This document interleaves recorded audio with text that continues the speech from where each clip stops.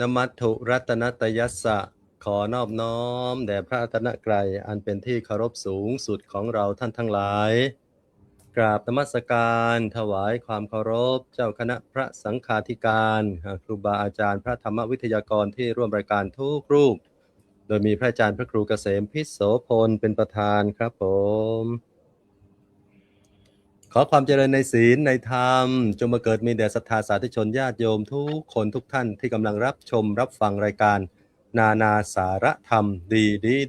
อยู่ในขณะนี้ทุกช่องทางพบกันในวันนี้ตรงกับวันพฤหัสบดีที่26มีนาคมพุทธศักราช2569ขึ้น8ค่ำเดือน5ถือว่าวันนี้เป็นวันธรรมสวนะวันพระโยมเหมาะแก่การที่เรามาสดับรับฟังพระธรรมเทศนาเป็นอย่างยิ่งวันนี้ถือว่าเป็นโอกาสดีที่เราจะได้มาพบกันในรายการนานาสาระธรรมสเปเชียลใช้เวลาดำเนินการประมาณ1ชั่วโมง30นาทีตั้งแต่ 19 นาฬิกาจนถึง 20 นาฬิกา30 นาทีโดยประมาณก่อนอื่นขอทักทายญาติโยมที่กำลังรับชมรับฟังทุกช่องทางอยู่ในขณะนี้โยมที่ฟังแล้วอย่าลืมกดไลค์กดแชร์เพื่อแผ่เป็นธรรมทานร่วมกันแล้วต่อไปจะได้นำพาญาติโยมมากราบนมัสการพระธรรมวิทยากรที่เมตตามาร่วมสนทนาธรรมกับเราในวันนี้มาแล้ว4รูป4ธรรมาสพอดีคุณโยมในวันนี้รูปแรกกราบนมัสการหลวงพ่อพระครูเกษมพิษโสพลผู้ช่วยเจ้าวาดวัดพิษโสภารามอำเภอเขมราชจังหวัดอุบลราชธานีกราบนมัสการด้วยความเคารพครับรูปที่สองกราบนมัสการพระอาจารย์มหาภูมิธรรมภูมิปาโลประธานศูนย์ปฏิบัติธรรมดีประเทศอังกฤษตอนนี้ท่านอยู่บำเพ็ญเหนือกรุงเทพมหานครกราบนมัสการด้วยความเคารพครับรูปที่3กราบนมัสการพระอาจารย์มหาอุดมพรอุตมวโรเจ้าวาดวัดศรีสมนึกจังหวัดสุราษฎร์ธานีกราบนมัสการด้วยความเคารพครับผมอาตมาภาพพระครูสมุสมพรญาณวุฒโธผู้ช่วยเจ้าวาดวัดพระทองวัดพระผุดอำเภอถลางจังหวัดภูเก็ตขออนุญาตขอโอกาสครูบาอาจารย์ในการทำหน้าที่เป็นพิธีกรดำเนินรายการในวันนี้ครับวันนี้ถือว่าเราท่านทั้งหลายญาติโยมทุกคนทุกท่านจะได้มารับฟังธรรมะออนไลน์ในรูปแบบของการสนทนาธรรมในเรื่องของโลกธรรมธรรมดาของโลกรู้ทันจิตไม่หวั่นไหวโอ้โหโยมฟังชื่อเรื่องในวันนี้แล้วรู้สึกว่าน่าฟังน่าติดตามน่าทำความเข้าใจว่าจะเป็นอย่างไรประเด็นสำคัญที่เราจะมาสนทนาในวันนี้เป็นอย่างไรคุณโยมในวันนี้นี่คือความเป็นธรรมดาของโลกที่ทุกคนต้องประสบพบเจออย่างแน่นอนไม่ว่าจะเป็นสิ่งที่เราปรารถนาหรือสิ่งที่เราไม่ปรารถนาเช่นว่าอะไรมีลาภเสื่อมลาภสุขทุกข์อะไรต่างๆเนี่ยเดี๋ยวเราจะได้ฟังจากครูบาอาจารย์สิ่งเหล่านี้เนี่ยสอนให้เราเนี่ยรู้เท่าทันอะไรอย่างไรเนี่ยเพื่ออะไรนี่เป็นสิ่งที่เราต้องมาฟังครูบาอาจารย์พระธรรมวิทยากรจะมาสังสนทนาให้เราเข้าใจเมื่อเราเข้าใจโลกธรรมแล้วเราควรจะปฏิบัติให้ถูกต้องอย่างไรในพุทธศาสนาเนี่ยสอนให้เราพิจารณาอย่างไรเมื่อโลกธรรมมากระทบเราจะต้องทำจิตทำใจเราอย่างไรในวันนี้พระธรรมวิทยากรที่ทรงภูมิรู้ภูมิธรรมจะได้มาชี้แจงแสดงให้ญาติโยมได้เข้าจิตเข้าใจในประเด็นต่างๆเช่นโลกธรรมคืออะไรมีอะไรบ้างเราควรปฏิบัติให้ถูกต้องอย่างไรแล้วถ้าเราปฏิบัติรู้เท่าทันจิตไม่หวั่นไหวมีประโยชน์หรือไม่อย่างไรวันนี้แหละคุณโยมเราจะได้มารับฟังจากครูบาอาจารย์ที่มาสนทนาธรรมกับเราในวันนี้โยมบอกว่าอาจจะทำไมมาน้อยจังวันนี้ที่จริงหลายรูปเนี่ยติดศาสนกิจพระอาจารย์พระครูสุนทรธรรมนิเทศวัชนาทิพย์เฉลิมเนี่ยท่านก็ติดศาสนกิจโ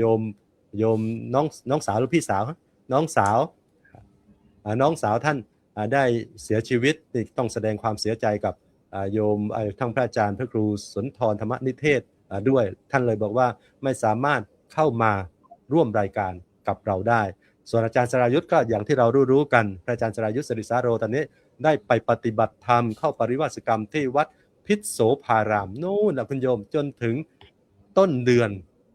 เมษาท่านถึงมีโอกาสมารับทำหน้าที่ต่อไป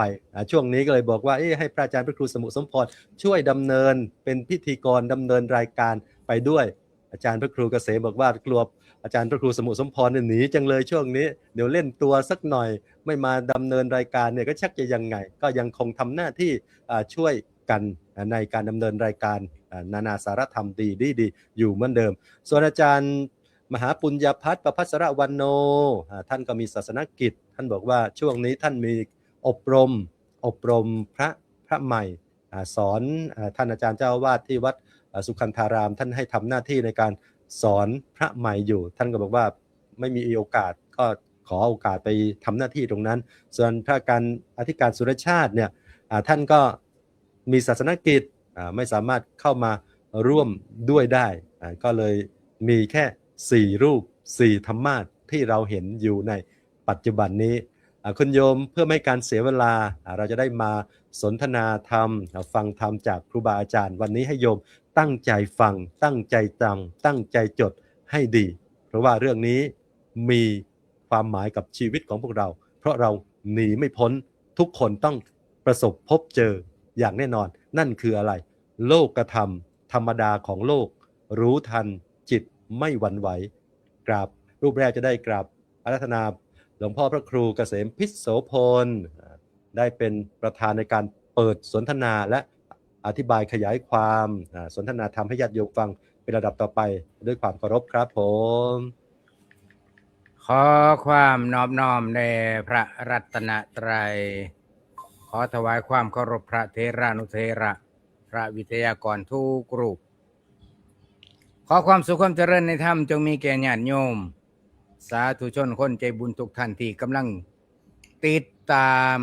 รับชมรับฟังรายการนานาสารธรรมดีจากสำนักปฏิบัติธรรมดีที่ประเทศอังกฤษสำหรับในค่ำคืนมื้อนี้ เมื่อกี้ไฟดับตุบไปบุหูซักเสียงยังดังแต่ก็ไฟสว่างมาเร็วฉากด้านหลังก็เลยหายไปเลย บ่ฮู้ว่าเหตุการณ์ยังเกิดขึ้น สำหรับมื้อนี้เป็นวันพฤหัสบดีที่26เปิดวงสนทนาจักเล็กน้อยประมาณสักทุ่มครึ่งหรือทุ่ม40ก็สิได้ไปเข้ารายการสถานีประจำเพราะว่ามื้อนี้ลูกศิษย์กลับบ้านคนทนดีเจกลับบ้าน ต้องไปควบคุมตัดต่อรายการสดเป็นปกติของพอลูกศิษย์นี่หยุดวันพฤหัส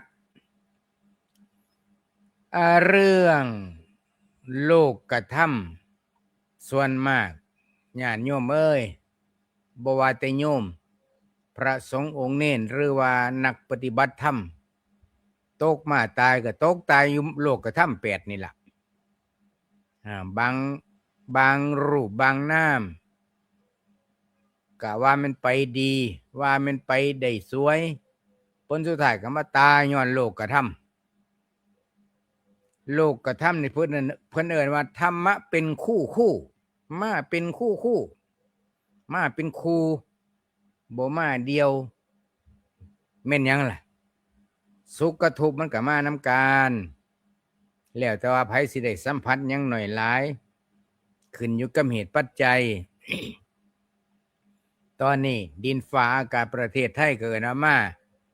มีร้อนกับเย็นมานำกันก็ปรับเขาอยู่ในสุขกับทุกข์มีสุขมีทุกข์มีสรรเสริญแล้วก็นินทาอันนี้ก็มาเป็นของคู่กันคือกันไปแจพุ่นโอ้ยเขาโยกย่องดังปึง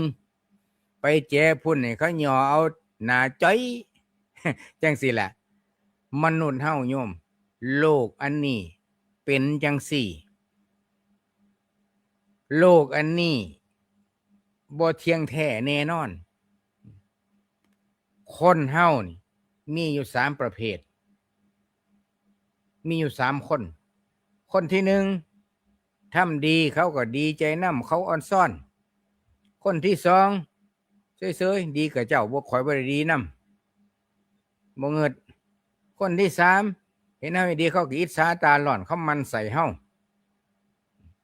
นี่คนสิมีอยู่3ประเภทนี่แหละ จังว่าคั้นผู้ใดสอบผ่านโลกธรรมได้นี่ถือว่าผ่านร้อนผ่านหนาวนะแต่ว่าถามว่ามีความรู้สึกนึกคิดบ่มีแต่สิคมได้บ่นั่นล่ะคือเรื่องสำคัญประเภทว่าสิบ่ให้มีความรู้สึกนึกคิดเลยนี่คือสิเป็นไปบ่ได้อย่างน้อยๆก็ต้องมีความน้อยเนื้อต่ำใจลึกๆแต่ว่ากรบเกลื่อนไว้ความจริงน้อยใจเสียใจมีความทุกข์ใจลึกๆอย่างมีลาภเสื่อมลาภคำว่ามีลาภเสื่อมลาภบ่ได้หมายถึงว่าได้ลาภมาแล้วก็กินลาภเบิดบ่แม่นลาภเนื้อบ่แม่นอาหารนะลาภในที่นี้นะ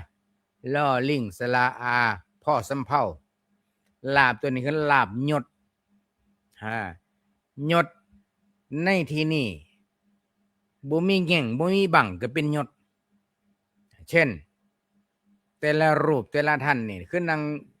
อยู่หน้าจอ4รูปอยู่หน้าจอโยมเห็นตอนนี้ล่ะสมมติว่าแต่ละรูปแต่ละท่านมีลูกศิษย์ลูกหามาคารวะมากราบมาไหว้มาย่องมาย่อแต่ละมื้ออยู่มามื้อนึงบ่มีลูกศิษย์จักคนหาคนสิเอาน้ำมาประเคนให้ดื่มก็บ่มีหาคนสิมาประเคนผ้าเขาวสำหรับอาหารก็บ่มีเรียกว่าไปบิณฑบาตมานี่ก็บินเดียวทั้งหมดเลยอยากนั่งสะอาดกับจัดการเองอยากใส่ภาชนะสะอาดก็ล้างเองห้องน้ำอยากให้มันสะอาดก็ลงทุนคัดเงาเอง สิแตกต่างจากในยุคในสมัยที่มีลูกศิษย์คอยประคบประงมอุปถัมภ์ประถากห้องน้ำก็บ่ได้ล้างเองผ้าก็บ่ได้ซักเองที่รับที่นอนก็บ่ได้กวาดเองกุฏิกุตังก็บ่ได้กวาดเองแต่ว่าพุทธะมันกับตลปัดบัดนี่อาจารย์พระครูสมุสมพรกับสมพรเถอะพระครูเกษมกับพระครูเกษมเถอะลึกๆทุกข์คือกันโยมทุกข์คือกัน นี่แหละเพิ่นได้ว่าต้องศึกษาเรียนรู้ให้ทันโลกเฮ็ดจังไหนเฮาจังสิบ่ทุกข์ฟรีโยมเคยบ่ล่ะทุกข์ฟรีแต่ส่วนมากอยากได้ของฟรีแต่ว่าทุกข์ฟรีผัดบ่อยากได้เด้บัดนี้เพราะฉะนั้นโยมต้องศึกษานะว่าทุกข์ฟรีมันคืออะไรมันยังไง คันเฮาทุกข์ฟรีบ่อยๆนี่คันสิเว้าแบบนักธุรกิจคันสิเว้าแบบหลักเศรษฐศาสตร์นี่ขาดทุนนะประเภททุกข์ฟรีนี่เป็นหยังจังทุกข์ฟรีเพราะเฮารู้ไม่เท่ารู้ไม่ทันสภาวะเหตุการณ์เกิดขึ้นเพราะว่าอย่างเช่นสมมุติว่าเฮาเป็นหัวหน้างานมีลูกน้องหลายคนและผู้ได้เลื่อนขั้นได้เลื่อนตำแหน่งเพราะเฮาแต่อยู่มามื้อนึงเขาเหล่านั้นบ่มีไผเป็นลูกน้องเฮาจักคนเลยเฮาบินเดียวศิลปินเดียวเลยดังคนเดียวรวยคนเดียวแต่หาลูกน้องชงกาแฟให้ดื่มก็บ่มีต้องไปชงเองเก็บขยะเองเช็ดถูเองเป็นไหนคุณนายกับคุณนายเถอะ คุณนายแบบชงกาแฟดื่มเองนี่ มันสิมีความแตกต่างเห็นชัดเจนถ้าโยมสังเกตนะบางท่านบางคนก็บ่เคยซอยเหลือตัวเองอีหยังแม้แต่กระทั่งกระดาษทิชชู่สิเช็ดปากก็ยังต้องอาศัยคนรับใช้ยื่นให้เลยเด็ดให้มันขาดช่วงซ้ำมันพอดีก็เด็ดบ่เป็นเพราะหยังเพราะย้อนมีลาภมียศมีคนเอาใจ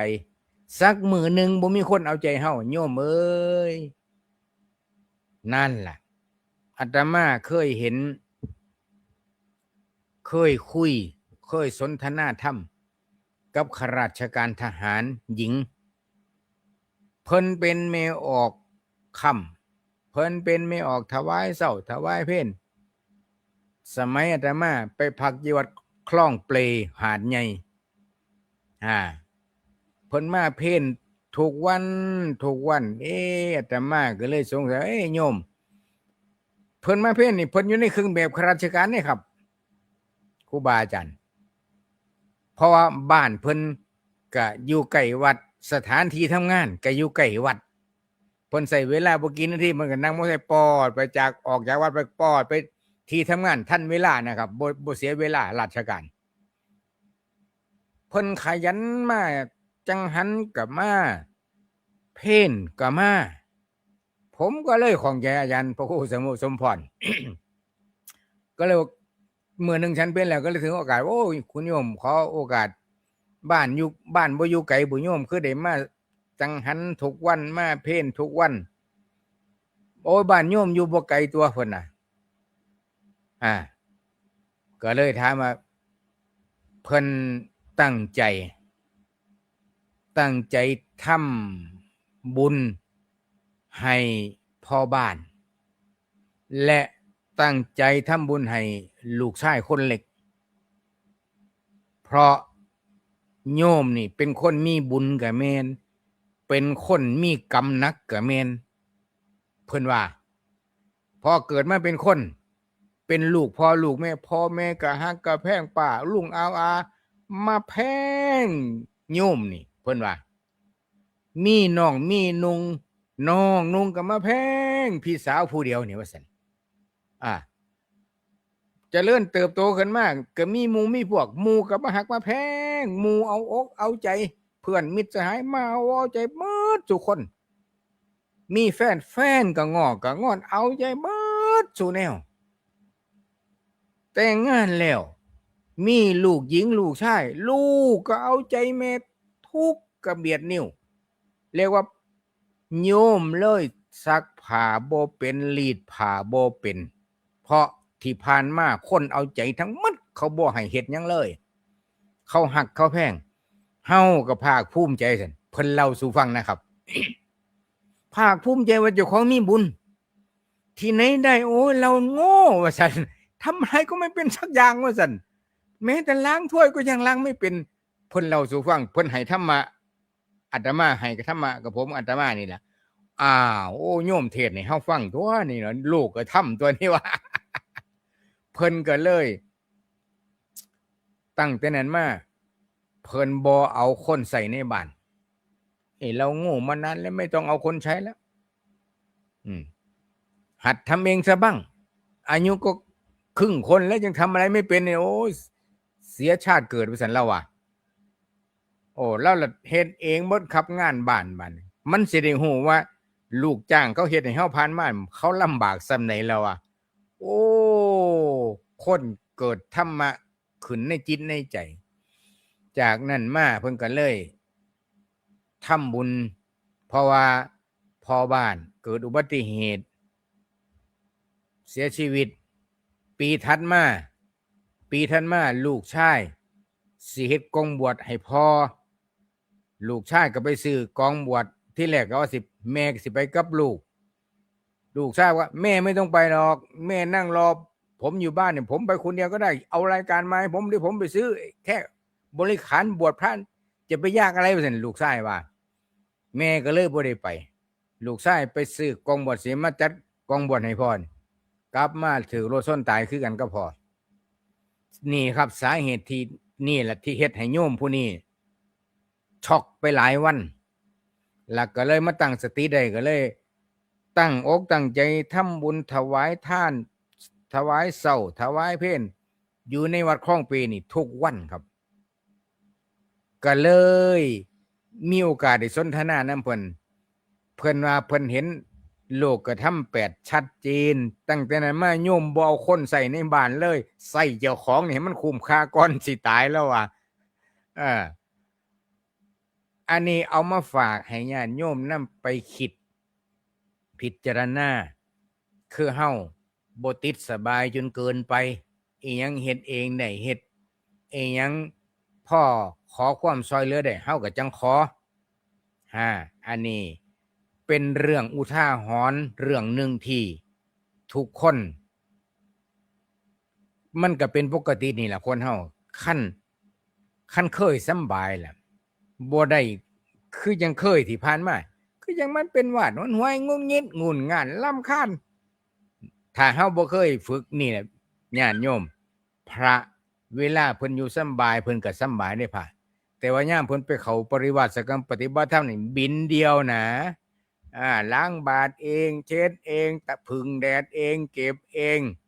ทุกอย่างนะบ่ได้ใส่สามเณรนะตอนเป็นประธานอยู่วัดนี่โอ้ยใส่แต่ลูกเน้นขยิบตายอย่างเดียวสำเร็จบ่ทุกอย่าง แต่ว่าเวลาไปปฏิบัติศาสนกิจจังซี่เสือปูนั่งก็ต้องปูเอง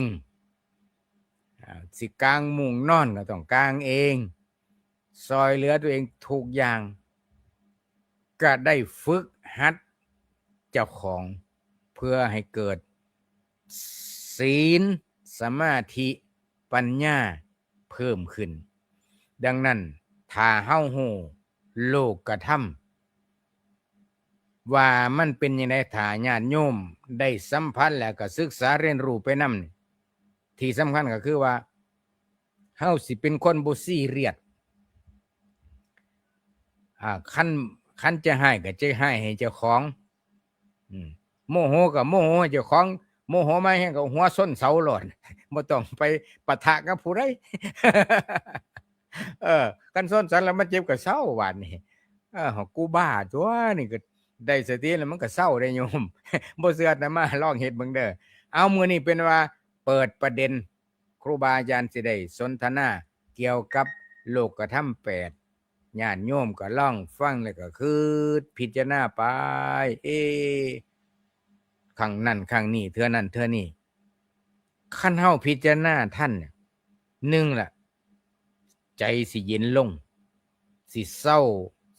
ฮ้อนอารมณ์สิหายวู่ว่ามนี่มันสิเบาลงเฮาสิฮู้เองเลยว่ามันทุเลาลงถ้าเฮาสังเกตนะแต่ถ้าเฮาบ่สังเกตเลยนี่บ่เอาโลกธรรม8มาพิจารณาเลยนี่สิบ่ฮู้หยังมันก็สิไปตามเพลงของมันไปตามอารมณ์ของมันผู้ใดเข้าใกล้ก็สิดมือแวบๆแบบจับทันน่ะทานมันห่อนผู้ใดไปหยิบมันก็ห่อนอันนี้คือกันก็ขอเปิดการสนทนาในลำดับต่อไปครับผมสาธุครับกราบขอบคุณพระอาจารย์พระครูเกษมพิษโสพลผู้ช่วยเจ้าวาดวัดพิษโสภารามครับผมโอ้ยโยมเพิ่นว่าพระครูเกษมเว้าคักอีหลีคือเก่าเจ้าค่ะโยมนวลศรีไบโรเพิ่นเว้ามาหลวงพ่อเอ้า นมัสการถวายความเคารพพระครูอาจารย์ครูสุนทรธรรมนิเทศครับผมอาจารย์พระครูเกษมพิษโสพลได้มาเปิดประเด็นให้เราได้ฟังในเรื่องของโลกธรรมธรรมดาของโลกคุณโยมท่านจะเห็นว่าท่านให้ความหมายโลกธรรมเนี่ยธรรมดาของโลกเรื่องของโลกธรรมชาติของโลกเนี่ยเป็นธรรมะที่มาเป็นคู่ธรรมะที่มาเป็นคู่กันเป็นส่วนที่ถ้าจัดเป็น2ก็คือ2เป็นคู่มาเป็นคู่ที่เราชอบและคู่ที่เราไม่ชอบเป็นยังไงส่วนที่เราปรารถนากับส่วนที่เราไม่ปรารถนามันจะมาอย่างนี้อยู่เรื่อยเช่นอะไรพระอาจารย์ท่านก็บอกไว้เรื่องของมีลาภก็เสื่อมลาภมียศก็เสื่อมยศมีสรรเสริญก็มีนินทามีสุขก็มีทุกข์เห็นไหมโยมรวมเป็น8อย่างเนี่ยมาเป็นคู่อย่างนี้มีลาภเสื่อมลาภลาภนี่ไม่ใช่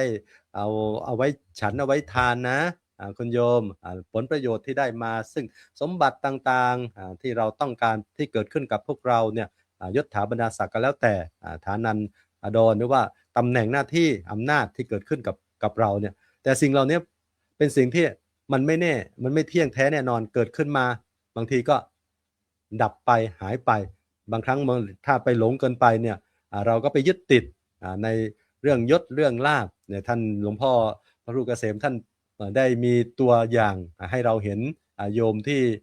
ท่านได้ประสบพบเจอได้รู้จักเนี่ยอยู่ดีมีดีอยู่ดีกินดีมีคนปฏิบัติปัฏฐากดีจนสุดท้ายไม่สามารถทำอะไรได้คือบางครั้งบางทีชีวิตที่มันอยู่สบายเกินไปมีคนอุปถากเกินไปเหมือนครูบาอาจารย์เหมือนพระของเราเนี่ยคุณโยมบางครั้งก็ติดในการที่มีคนอุปถากมากๆบางมีลูกศิษย์มีลูกหามากๆทำอะไรก็มีคน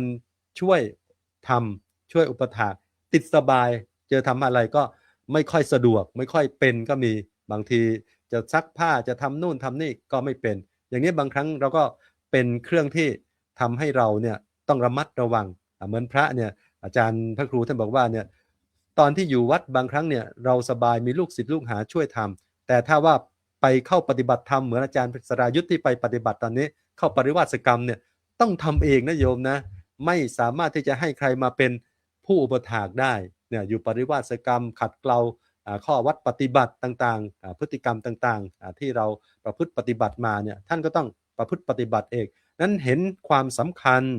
คนเราเนี่ยเมื่อสิ่งนี้เกิดขึ้นมากับเราเนี่ยโลกธรรมแน่นอนว่าเราหลีกลี่หนีไม่พ้นแน่นอนคุณโยมแล้วเราจะ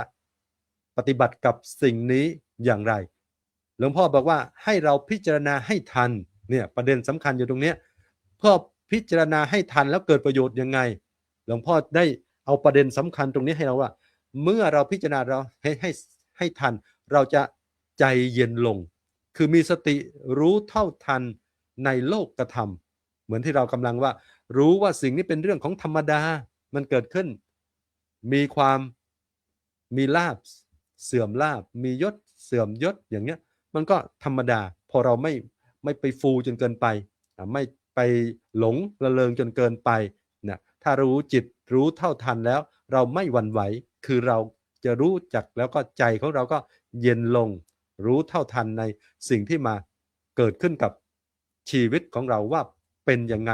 ฉะนั้นสิ่งเหล่านี้เป็นสิ่งที่เราต้องค่อยๆฝึกนะโยมนะไม่ใช่ว่าจะทำแล้วจะได้เลยนั้นถามโยมไว้เลยว่าเมื่อโลกธรรมเกิดขึ้นโยมควรพิจารณาอย่างไรจึงจะไม่ถูกโลกธรรมครอบงำนี่ประเด็นสำคัญเลยเมื่อโลกธรรมทั้ง8เนี่ยเกิดขึ้นกับเราเนี่ยเราควรพิจารณาอย่างไรไม่ให้จึงจะไม่ให้โลกธรรมนี้ครอบงำเราจะไม่ทุกข์ไม่สุขจนเกินไปด้วยเหตุผลอย่างไรโยมก็สามารถพิมพ์มาได้นะคุณโยมนะกราบคุณพระอาจารย์พระครูเกษมปิษโสพลเป็นอย่างสูงครับที่เมตตามาเป็นรูปเปิดประเด็นแล้วก็สนทนาธรรมให้เราฟังเป็นรูปแรกทักทายคุณโยมที่กำลังเข้ามาตอนนี้โยมท่านไหนที่ยังไม่ได้เข้ามาโยมก็ช่วยตามกันเข้ามาฟังได้คุณโยมนะโยมแรกนี่ที่เข้ามาเลยคอมเมนต์มาหาที่ในรายการเขาอยู่บ่อยครั้งคือโยมเกษณีไม้นุชเนี่ยโอ้โหสุดยอดจริงๆคุณโยมเกษณีไม้นุชโยมวันเดอร์วูแมนโยมวันเดอร์วูแมนโยมกรสวยโยมสาครชูชาโยมอุ้ยหลายท่านเลยเจียมใจสามัญโยมนูสีบาโรเนี่ยพระอาจารย์สมุทรพระอาจารย์สมุทรพระสมุทรอินตาเนี่ยท่านก็มาให้กำลังใจอยู่ตลอดหลายท่านสมหญิงมีซื่อนะท่านก็มาให้กำลังใจในรายการนานาสารธรรมอยู่ทุกครั้งไปโยมกนกวันอินทันเนี่ยท่านก็เข้ามาแล้วก็ทักทายหลายคนหลายท่านนะในทักทายนิดหนึ่งคนโยมเพื่อว่าให้ทราบว่านี่คือรายการจริงเพราะว่าบางครั้งบางทีเราก็ไม่ได้ทักทายกันเหมือนกับอาจารย์สรายุทธทีมงานเราวันนี้มาไม่ครบคุณโยมต้องเข้าใจลำดับต่อไปจะได้กราบรัตนาพระอาจารย์พระครูสุนทรธรรมนิเทศครับผมได้มาสนทนาธรรมกับญาติโยมต่อเลยครับผม ก็น้อมถวายความเคารพท่านอาจารย์พระครูเกษมวิโสพลผู้เป็นองค์ประธานในการสนทนาธรรมครับคืนนี้ครับผมท่านอาจารย์พระครูสมุทรสมพรผู้ดำเนินรายการท่านอาจารย์มหาอุดมพรอาจารย์พระมหาภูมิธรรมครับวันนี้คนไม่มากขออนุญาตเอ่ยนามทุกรูปครับผม แล้วก็เจริญพรญาติโยมสาธุชนทุกคนทุกท่านจะมีหนึ่งในจำนวนนี้ที่ชื่อยังไม่เข้ามาก็น่าจะเข้ามาแล้วนี่โยมขอบคุณบัณฑิตเนี่ยเพิ่งลงจากรถตู้เมื่อกี้เอง ไปงานศพโยมน้องสาวด้วยกันที่นครศรีธรรมราชนะเขาเพิ่งกลับกันมาแล้วก็คุณโยมกรพัฒน์มานพด้วยนะที่ไปด้วยวันนี้แล้วก็โยมเข้าใจว่าจุดละแห่งละคนที่ไหนได้จุดละ2 คน3 คนก็เลยล้นนะจากที่เคยนั่งได้10ก็กลายเป็น16ที่นั่งนะแล้วก็สุดท้ายต้องแวะจอดตลาดซื้อเก้าอี้เสริม ครับผมก็จะต้องเดินทางไปอีกวันจันทร์แล้วก็ไปนอนค้างคืนแล้วก็วันอังคารก็จะทำการชาปนกิจก็เป็นธรรมดาของโลกอีกเหมือนกันแหละนี่คือมีได้มีเสียมีความเกิดขึ้นตั้งอยู่ดับไปโลกธรรมที่คุยกันในวันนี้ก็คือธรรมดาของโลกนะถ้าเรารู้ทันจิตก็ไม่หวั่นไหวก็เป็นความเข้าใจความจริงของชีวิตว่าโลกนี้มันมีขึ้นมีลงเป็นธรรมดาเพื่อฝึกจิตของใจนะฝึกจิตของเราเนี่ยไม่ให้ดีใจเกินไปไม่ให้เสียใจเกินไปจิตจึงมั่นคงนะไม่หวั่นไหวเหมือนไม้ที่ระหว่างปักไปเฉยๆกับเอาคอนกรีตที่ทับนี่มันก็แตกต่างกันแล้วความมั่นคงโลกธรรม8นะเมื่อกี้ก็ขึ้นภาพไปนิดนึงโลกธรรม8เป็นยังไงโยมนี่มีอะไรบ้างนะธรรมชาติของโลก8ประการมีความไม่แน่นอนแปรปรวนเป็นธรรมดานะได้ลาภเสื่อมลาภได้ยศเสื่อมยศสรรเสริญนินทาสุขทุกข์นะซึ่งแบ่งเป็น2ฝั่งโยมนะฝั่งซ้ายที่โยมเห็นนี่ได้ลาภได้ยศสรรเสริญสุขนี่ทุกคนปรารถนาแต่พอเสื่อมลาภเสื่อมยศนินทาทุกข์โอ้ยไม่อยากให้เกิดในชีวิตขึ้นเลยเฉพาะวันนี้เฉพาะเรื่องของน้ำมันอย่างเดียวก็ถึงกับเพจพักบางพักต้องปิดหนีเลยนะเพราะว่าโดนถล่มยับเลยนะก็เป็นเรื่องของนี่ก็โลกธรรมอีกไหมรับไม่ได้อยากให้เขาสรรเสริญอย่างเดียวแต่พอเขานินทาไม่เอาแล้วนะก็เป็นเรื่องปกติของโลกโยมนะก็มีทั้งคนรักคนชังคนรักเท่าผืนหนังคนชังเท่าผืนเสื่อเนี่ยบางคนนี่คนรักเป็นหมื่นคนชังเป็นแสนโอ้ไม่แน่นะชีวิตของคนแล้วเราจะให้ทุกคนมารักเราทั้งหมดโยมอยากหวังเลยนะเพราะว่าแม้กระทั่งที่ท่านบอกกันแหละนะองค์พระปฏิมาอย่างราคินคนเดินดินไม่จะสิ้นคนนินทานะอนินทากาเลเหมือนเทน้ำไม่ชอบช้ำเหมือนเอามีดมากรีดหินองค์พระพุทธปฏิมาอย่างราคินคนเดินดินหรือจะสิ้นคนนินทาเนี่ยเห็นไหมอันนี้ก็อยู่ในเรื่องเนี่ยเขาสอนเรื่องอะไรเรื่องของโลกธรรมนะโยมนะพระนั่งอยู่เฉยๆในรวมนะไม่ใช่พระสงฆ์นะโยมนะพระสงฆ์นี่โดนอยู่แล้วแหละวันๆนี่โดนเต็มๆ ไม่ทำไม่ยุ่งอะไรกับเขาก็โดนนะโยมนั่งอยู่เฉยๆในวัดนะไม่ทำบุญแล้วกับปลาบ้างนี่ว่าอ้าวแล้วจะยุ่งอะไรโยมมันก้าวไม่ดีไปข่าวไม่ดีข่าวไม่รู้ที่ไหนเนาะแต่ว่าตีบ้านเองไม่ได้มีอะไรที่มันผิดเพี้ยนมีอะไรเสียหายแต่ว่าไปฟังข่าวที่อื่นแล้วก็มันลงกับพระที่วัดข้างบ้าน พลอยอดไปด้วยนะซึ่งมันเป็นเรื่องที่ขาดปัญญาในส่วนที่ควรจะแยกแยะว่าอะไรเนี่ยเป็นเรื่องของบุคคลบ้างนะเหมือนกับซื้อเข่งมาซื้อส้มมาเข่งนึงนะแล้วมันเน่ามันเสียซะสักลูก2 ลูกก็เททิ้งทั้งเข่งเลยไม่เอาละนะไม่ได้พิจารณาส่วนที่เหลือก็เรียกว่าตัดประโยชน์อันจะพึงได้ทีนี้โลกธรรม8ก็คือธรรมดาของโลกนะที่เกิดกับทุกคนไม่ว่าคนดีคนรวยคนจนนะคนจะเป็นพระหรือเป็นโยมเนี่ยเจอได้หมดเลยใช่ไหมได้ลาภเสื่อมลาภได้ยศเสื่อมยศสรรเสริญนินทาสรรสุขทุกสิ่งเหล่านี้ก็ท่านบอกอะไรนะเหมือนกับอะไรนะลมพัดไปพัดมาไม่มีใครหนีได้โยมจะหนีไปไหนไม่ให้คนนินทาโยมนะพ ระพุทธรูปนั่งอยู่เฉยๆเนี่ยยังมีคนนินทาปลานี่เคยปั้นนะเนี่ยนะตาหน้าไม่อะไรนะไม่ก้าวกับหลางรูปหลางเลยทรงนะวันนี้ก็ไปเจอ พุทธรูปที่เขาปั้นแล้วหน้าตาแบบคือแปลกๆอะโยมแล้วมี 4-5 องค์แล้วก็มีคำถามว่าอยากรู้หน้าคนปั้นจังว่า เป็นยังไง ทำไมปั้นพุทธรูปทำไมแหลมมั่งผอมมั่งอะไรต่างๆเนี่ยคือได้หมดอ่ะคนก็จะว่าอยู่จะนินทาเนี่ยก็เอาอะไรมาได้หมดขนาดคนนี่โอ้ใส่เสื้อผ้านี่อย่างดีแล้วราคาหลักพันหลักหมื่นแล้วนะมันก็ยังนินทาเลยแต่อวนไปมั่งเลยมั่ง คือไม่คือไอ้เสื้อผ้าแพงยังไม่สามารถกลบร่างกายสังขารที่มันอุ้ยอ้ายได้อีกนะเพราะว่าเขาก็จะเอาสักอย่างอะไรเนี่ยบางทีคนเราเนี่ยเห็นไหมร่างกายจะเป็นยังไงเนี่ยก็จะมูลลี่กันใช่ไหมเนี่ยคนเราเนี่ยแค่ชมเนี่ยเห็นไหมโยมแหมวันนี้ใส่เสื้อผ้าสวยจังโอ้มันก็ชื่นใจแล้วแหมต่อไปก็ชุดนั้นแหละมาอีกแล้ว มันสวยอ่ะก็ทำให้คนก็มีความสุขอุตส่าห์ซื้อมามีคนชมหน่อยไอ้ที่ใส่ก็อยากให้เขาชมมาแหละ แต่ว่าพอใส่แล้วเขาแต่ปลามาไม่รู้ตัดหลานน้อยแดงแจ๊ดมาเลยนี่เนี่ยถ้าได้หมดเลยทำไมพระองค์นั้นมหาอุดมพรทำไมจีวรสีแดงไงไม่เหมือนองค์อื่นอะไรเนี่ยมาอีกแล้วแล้วยุ่งอะไรด้วยโยมพระนี่ก็แค่ป้องกันแดดป้องกันฝนแล้วก็มันมีโทนสีที่แตกต่างกันโยมนะของพระเนี่ยก็คือสีหม่นนะหรือผ้าที่ย้อมด้วยน้ำฝาดนะโยมจะเป็นเหลืองทองจะเป็นสีราชนิยมจะเป็นสีกรักอะไรต่างๆแล้วเนี่ยมันก็จะมีความหลากหลายแตกต่างก็อยู่ที่ความพึงพอใจแต่ละรูปแต่ก็อยู่ในโทนนี้โยมนะคงจะไม่ออกสีชมพูออกไปเป็นสีน้ำเงินเป็นสีฟ้าอะไรทำนองโน้นอันนั้นเริ่มจะแปลกแตกต่างแล้วอันโยมก็ต้องยอมรับความแตกต่างตรงนี้เราก็จะได้ไม่ทุกข์เขาบอกข้างบนเห็นไหมทุกข์ไม่ได้เกิดเพราะโลกโยมแต่โลกเนี่ยไม่เคยทำให้ใครทุกข์นะแต่ความยึดในโลกเนี่ยแหละที่ทำให้ทุกข์ นะยึดมันก็ทุกข์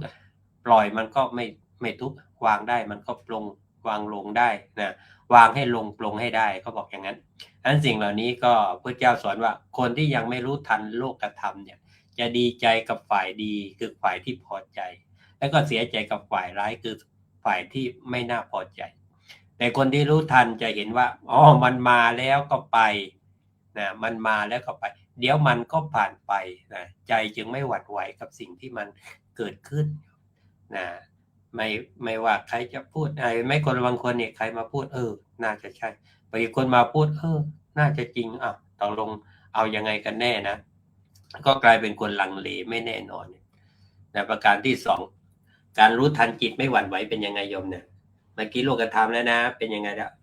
รู้ทันจิตเป็นยังไงไม่หวั่นไหวเป็นคือเมื่อเจอเหตุการณ์ต่างๆใจยังนิ่งไงโยมเช่นว่ามีคนชมก็ไม่หลงตัวเอง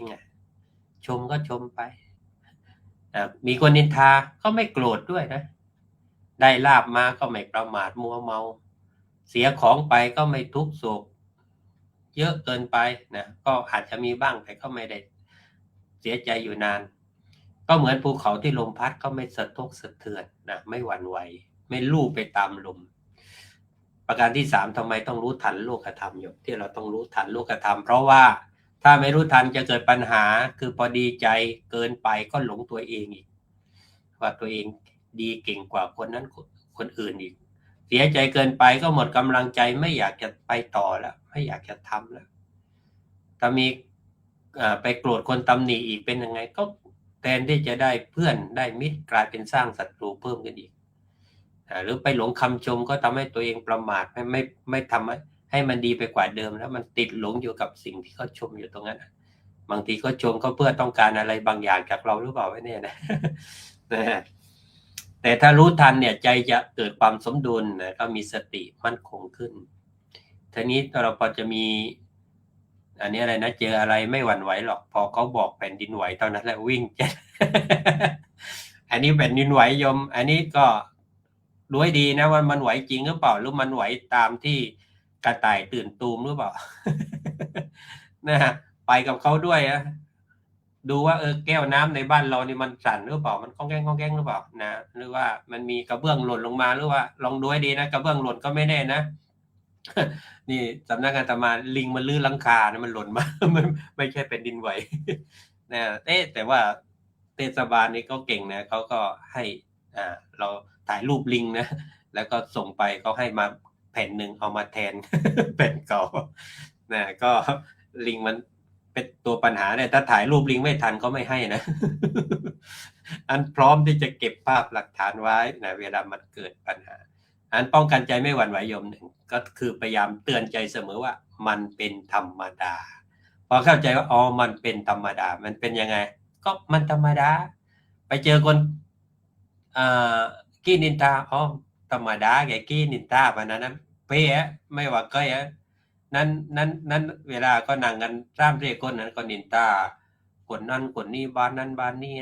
อันบอกว่าร่ำเรียกคนนั้นก็ยกขึ้นรักคนก็นินทาคนนั้นได้ลาวเลยมันน่ะว่าแต่เพื่อนมันก็เหมือนกันนะ ไปเลยลาวจนกระทั่งเหลือ2คนในคนที่ลุกขึ้นก่อนนะไปลาวแล้วเพื่อนนินทาต่อลาวอะไรปันนู่นปันนี่แต่ว่าตอนอยู่ด้วยกันนี่ก็คุยกันดีแล้วเป็นนินทาเพื่อนนะแต่พอเพื่อนออกไปก็นินทาคนที่ออกไป มันก็เป็นธรรมดามนุษย์นะมันยังมีรักโลภโกรธหลงเข้าใจนิสัยเขาเรียกว่าอะไรนะจริตคนน่ะมันเป็นธรรมดามันเป็นอย่างนั้นแหละอันนี้นิทานมันก็มีจะได้โยมเคยฟังอยู่แล้วเรื่องอะไรทำไมมันเป็นอย่างนั้นทำไมมันเป็นธรรมดา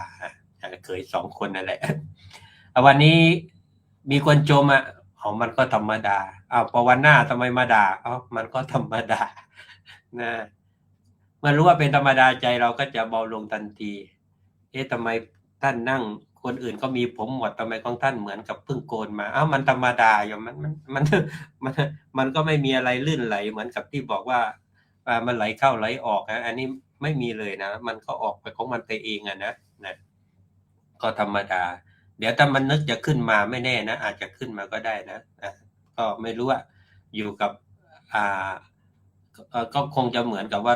ต้นไม้ที่ขาดน้ำเมื่อบ่อยโยมนะมันก็แล้งแล้วก็ค่อยๆล้มตายไปทีละต้นสองต้นนะไม่ชุ่มชื่นนะตอนนี้ก็เป็นเรื่องของธรรมดาต่อไปเมื่อรู้ว่าธรรมดาใจเราก็ไม่ไ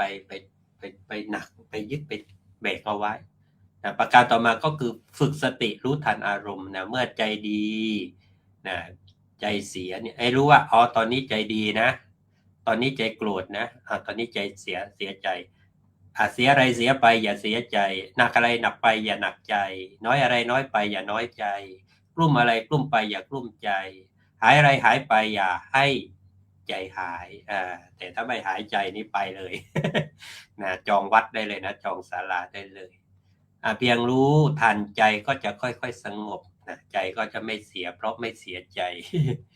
นะแล้วก็มองทุกอย่างว่ามันไม่เที่ยงนะคำชมก็ไม่เที่ยงเงินทองก็ไม่เที่ยงตำแหน่งก็ไม่เที่ยงสุขทุกข์ก็ยังไม่เที่ยงเลยโยม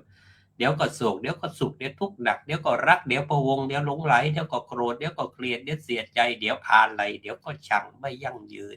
มันเป็นอนิจจังนะไม่เที่ยงเลยไม่ใช่แค่ร่างกายของเราเลยโยมนะแม้กระทั่งคำพูดคำจาก็ไม่เที่ยงนะเห็นอย่างนี้แล้วใจก็จะไม่ไปยึดมั่นถือมั่นมากเกินไปและประการต่อมาก็คือยืนนะประการที่อันนี้ก็บอกว่ายืนอยู่กับความดีนะไม่ใช่คำคนนะนี่พิธีการนะยืนอยู่กับความดีไม่ใช่คำคนถ้าทำดีอยู่แล้วเขาชมแล้วก็ฟังแต่ไม่หลงคำชมนั้นเขาด่าก็ไม่ได้หวั่นไหวดิมาดูพิจารณาแล้วก็ไม่ได้ผิดตามที่เขาว่าเนี่ยนะการที่จะดูก็คือว่าดูใจเราว่ารู้สึกยังไงไอ้สิ่งที่เขาพูดน่ะเขามีปากเขาพูดได้แต่ใจเราเนี่ยเราจัดการตัวเองได้ว่าจะสุขหรือจะทุกข์นะจะชื่นชมหรือขมขื่นห้ามปากคนห้ามไม่ได้แต่ห้ามใจเราไม่ให้ทุกข์เวลาเขาพูดอะไรที่กระทบใจเราได้นะเพราะเราไปยึดความดีเป็นหลักเอาไว้แล้วมันมั่นคงพอที่จะไม่ให้ทำให้เราหวั่นไหวกระทบและไม่กระเทือนเนี่ยแม่ชีสันสนีจะพูดบ่อยนะเคยฟัง เนี่ยท่านอาจารย์พระมหาภูมิธรรมเนี่ยนะคงติดตามอยู่พระอาจารย์นะประการสุดท้ายเลยนะเปรียบเทียบให้เข้าใจง่ายนะคนไม่รู้ทันโลกธรรมเนี่ยเหมือนกับใบไม้ลมพัดก็ไว้แรงแต่คนรู้ทันโลกธรรมเหมือนภูเขาลมพัดก็ไม่สะเทือนไม่หวั่นไหวนะก็เป็นเรื่องที่พอจะสรุปว่าโลกธรรมคือเรื่องธรรมดาของโลกรู้ทันจิตรู้ทันใจก็มีสติไม่หลงกับอารมณ์นั้นๆไม่หลงไปตามอารมณ์นั้นๆและก็ไม่หวั่นไหวคือใจก็มั่นคงสงบรู้ว่าโลกเป็นอย่างนี้ใจก็ไม่ทุกข์เกินจำเป็นนะอย่าทุกข์เกินจำเป็นอย่าทุกข์ให้ก็ได้อย่าขาดทุน อย่าให้มันชีวิตอย่าให้มันขาดทุนอย่าให้มันติดลบเพราะไปทุกข์ล่วงหน้าอะไรบางอย่างนะบางคนนี่ทุกข์ล่วงหน้าก็นินตาเราไม้ถ้าว่ามันเล่นกันถ้าว่าได้มันมีเชื่อเรากันเนี่ยคือบางทีเขาอาจจะพูดเรื่องอื่นแต่เราก็คิดไปทุกเสียเองนะบางทีก็อาจจะไม่เป็นอย่างที่เราคิดก็ได้นะเราคิดเพื่อให้จิตเป็นทุกข์เขาพูดมาตั้งนานแล้วตั้งแต่อาทิตย์ที่แล้วเนี่ยเขาพูดแล้วก็ลืมไปแล้วแต่เรายังเก็บมาไว้เป็นอาทิตย์เนี่ยมันน่าจะโกรธใครมากกว่าอยู่ ใครที่ฉลาดกว่ากันเอาแล้วกันนะก็เป็นเรื่องของการพิจารณามองโลกอย่างเข้าใจและเข้าใจอยู่ได้อย่างเป็นสุขนะให้ก็คงจะเรียกว่าเป็นเรื่องของโลกที่เราสามารถจะมองได้เนี่ยโยมนี่ดูนี่ขออนุญาตขึ้นภาพนิดหนึ่งธรรมดาของโลกโยมเป็นยังไงนี่โอ้หลวงตายืนสงบข้างๆหลวงตาเป็นยังไงโอ้ดีใจได้ลาบถูกลอตเตอรี่ถูกหวยโอ้ยได้ยศได้นี่ตำแหน่งเนี่ยเดี๋ยวจะเป็นรัฐมนตรีรัฐมนตรีอะไรกับนู่นนี่ปั๊บสรรเสริญสุขโอ้ยดีใจทีนี้มาดูอีกฝ่ายนึงโอ้ยไหนวันนี้ทองร่วงอีกแล้วอุตส่าห์กะว่าจะได้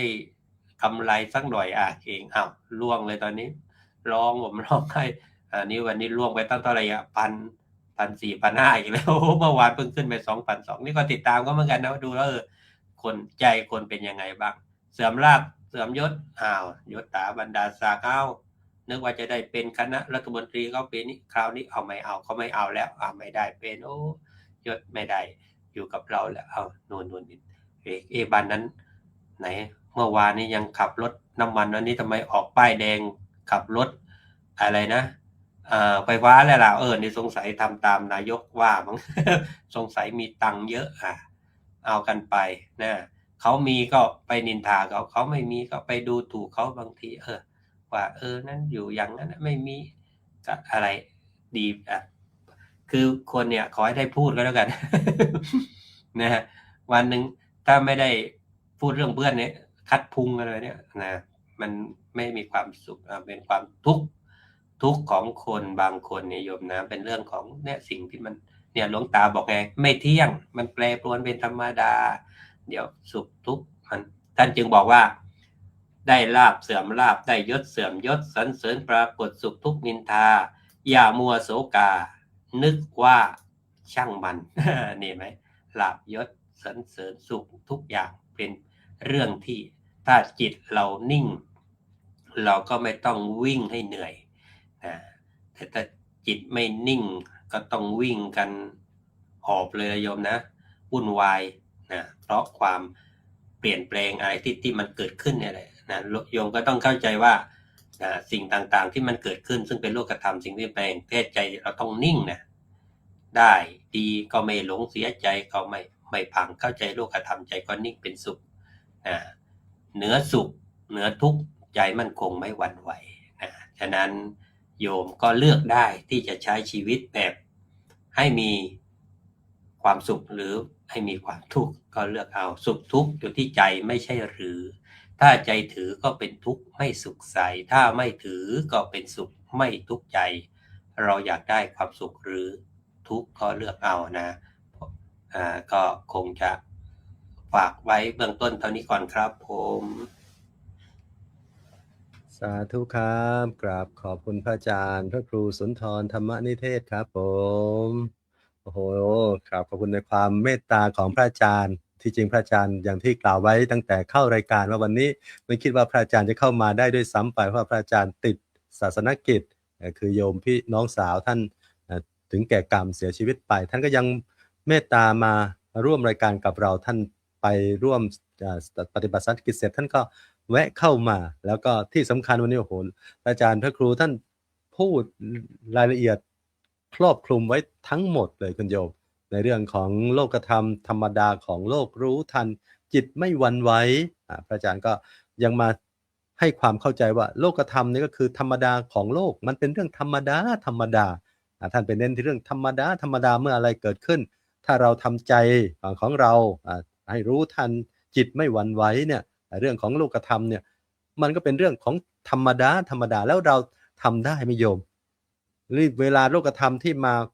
กระทบเราเนี่ยแน่นอนว่าเมื่อกี้พระอาจารย์ท่านพูดถึงทั้ง8ประการเนี่ยมันมีส่วนที่เป็นถ้าพูดเป็นภาษาธรรมะก็คืออิทธารมและอนิทธารมอิทธารมคือฝ่ายที่เราปรารถนาอนิทธารมคือฝ่ายที่เราไม่ปรารถนาโยมลองแยกมาสิส่วนที่เราปรารถนาคืออะไรบ้างในโลกธรรม8ส่วนที่เราปรารถนาเช่นโยมอยากได้ลาภได้ยศมีคนสรรเสริญแล้วก็มีความสุขเนี่ยนะที่ตามภาพได้ลาภได้ยศได้สรรเสริญได้สุขนี่เขาเรียกว่าฝ่ายที่เป็นนิทธารมณ์คืออารมณ์ที่เราปรารถนาสิ่งที่เราต้องการให้เกิดขึ้นกับชีวิตของเราใช่ไหมโยมพอได้ลาภได้ยศสรรเสริญสุขเกิดขึ้นกับเราโยมมีความรู้สึกยังไงโอ้โหดีใจแฮปปี้มีความสุขใช่ไหมแต่ถ้าเกิดว่าฝ่ายที่เราอนิจฐารมฝ่ายที่ไม่เราปรารถนาโยมเสื่อมลาภเสื่อมยศถูกคนนินทาแล้วเกิดความทุกข์เนี่ยโยมจะมีความรู้สึกอย่างไรโอ้โหตอนเนี้ยพระอาจารย์พระครูสุนทรธรรมเทศเนี่ยตอนนี้ท่านมีโลกธรรมมากระทบอยู่นะโลกธรรมอะไรมีความทุกข์ไหมจากการสูญเสีย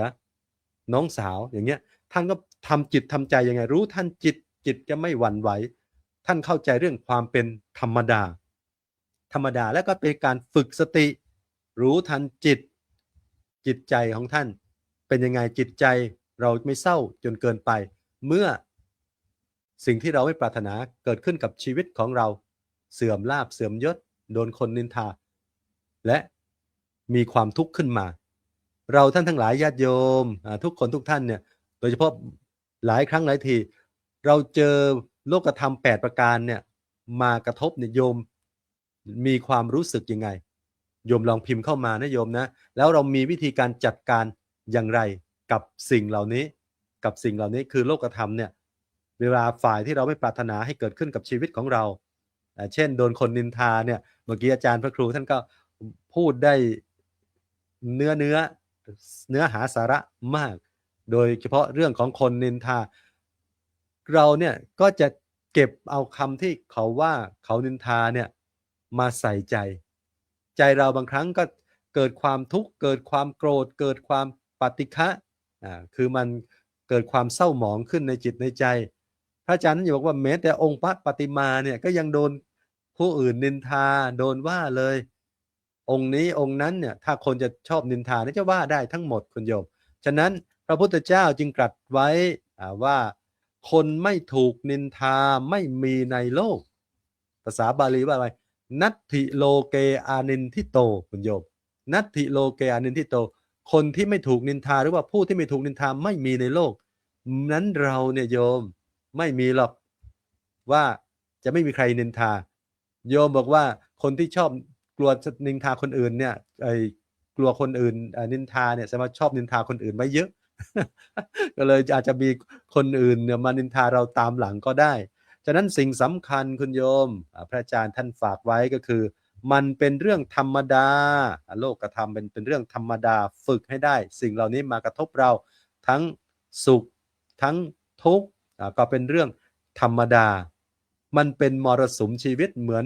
สิ่งที่มากระคลื่นชีวิตของเรามากระทบทั้งฝ่ายที่เราพอใจและไม่พอใจสิ่งที่เราปรารถนาและไม่ปรารถนานั้นให้เราทำยังไงเมื่อมันสิ่งเหล่านี้โลกธรรมนี้เกิดขึ้นเราแล้วจิตของเรารู้เท่ารู้ทันไม่ให้หวั่นไหวกระเพื่อมไปกับสิ่งที่มากระทบไม่ให้สุขจนเกินไปจนเราขาดสติเป็นความประมาทในชีวิตของเราและไม่ให้ เศร้าจนเกินไปในชีวิตเมื่อเกิดความทุกข์ความเสื่อมลาภเสื่อมยศเหมือนโยมตอนนี้มีความทุกข์ไหมน้ำมันขึ้นราคาตั้ง6 บาทโอ้โหโยมบอกว่าแม่มีความทุกข์จังเลยนะกับสิ่งเหล่านี้ที่เกิดขึ้นในชีวิตประจำวันของเรานั้นก็กราบคุณพระครูสุนทรธรรมนิเทศอีกครั้งหนึ่งครับผมรูปต่อไปจะได้กราบรัตนาพระอาจารย์พระมหาอุดมพรอุตตมวโรเจ้าวาดวัดศรีสมนึกได้เมตตามาสนทนาธรรมกับญาติโยมครับผม กราบถวายความ ขอนอบน้อมแด่คุณพระศรีรัตนตรัยกราบถวายความเคารพแด่ท่านพระอาจารย์พระครูเกษมพิษโสพลประธานในวงสนทนาท่านพระอาจารย์พระครูสุนทรธรรมนิเทศท่านพระอาจารย์พระครูสมุสมพรยานวุฒโธและท่านพระอาจารย์พระมหาภูมิธรรมภูมิปาโลด้วยความเคารพครับเจริญพรญาติโยมสาธุชนทั้งหลายนะฮะอาทิตย์นี้เช้าเที่ยงเย็นค่ำไม่มีเวลาว่างเลย ตั้งแต่เป็นรับปากเทศนู่นเทศนี่โยมก็นิมนต์ทุกวันเลยครับเช้าเที่ยงเย็นค่ำดึกค่ำดึกไม่เทศไม่ได้ต้องไปนู่นไปนี่ตลอดร่างกายก็เลยอ่อนล้าวันนี้วันพระแล้วก็วันเช้านี่ก็ยุ่งเลยนะฮะวันพระต้องมีพิธีกิจกรรมวันพระที่วัดสวดมนต์ไหว้พระรักษาศีลเป็นเรื่องปกติแต่ตัวเจ้าวาดนี่ไปอยู่โรงพยาบาล เว็บไปโรงพยาบาลตอน7 โมงโรงพยาบาลมันอยู่ใกล้ครับโรงพยาบาลมันอยู่ใกล้เว็บไปโรงพยาบาลเสร็จแล้วตรวจสุขภาพแล้วก็ต้องวิ่งกลับมาทำพิธีที่วัดแล้วบอกโยมว่าเดี๋ยวต้องไปฟังคำวินิจฉัย วินิจฉัยจากหมอต้องไปฟังหมอนะฮะฟังหมอเล่าถึงเรื่องสุขภาพร่างกายเป็นอะไรบ้างสรุปแล้วร่างกายเสื่อมหมดเลย แต่มันเสื่อมไม่มากนะครับเพราะว่ามันเป็นกิจวัตรเกิดจากกิจวัตรประจำวันไม่ว่าจะเป็นค่าไตที่มันลดลงหมายความว่าไตมันเสื่อมนิดนึงนะฮะน้ำตาลขึ้นหมอถามว่าพระอาจารย์ทำไมน้ำตาลขึ้น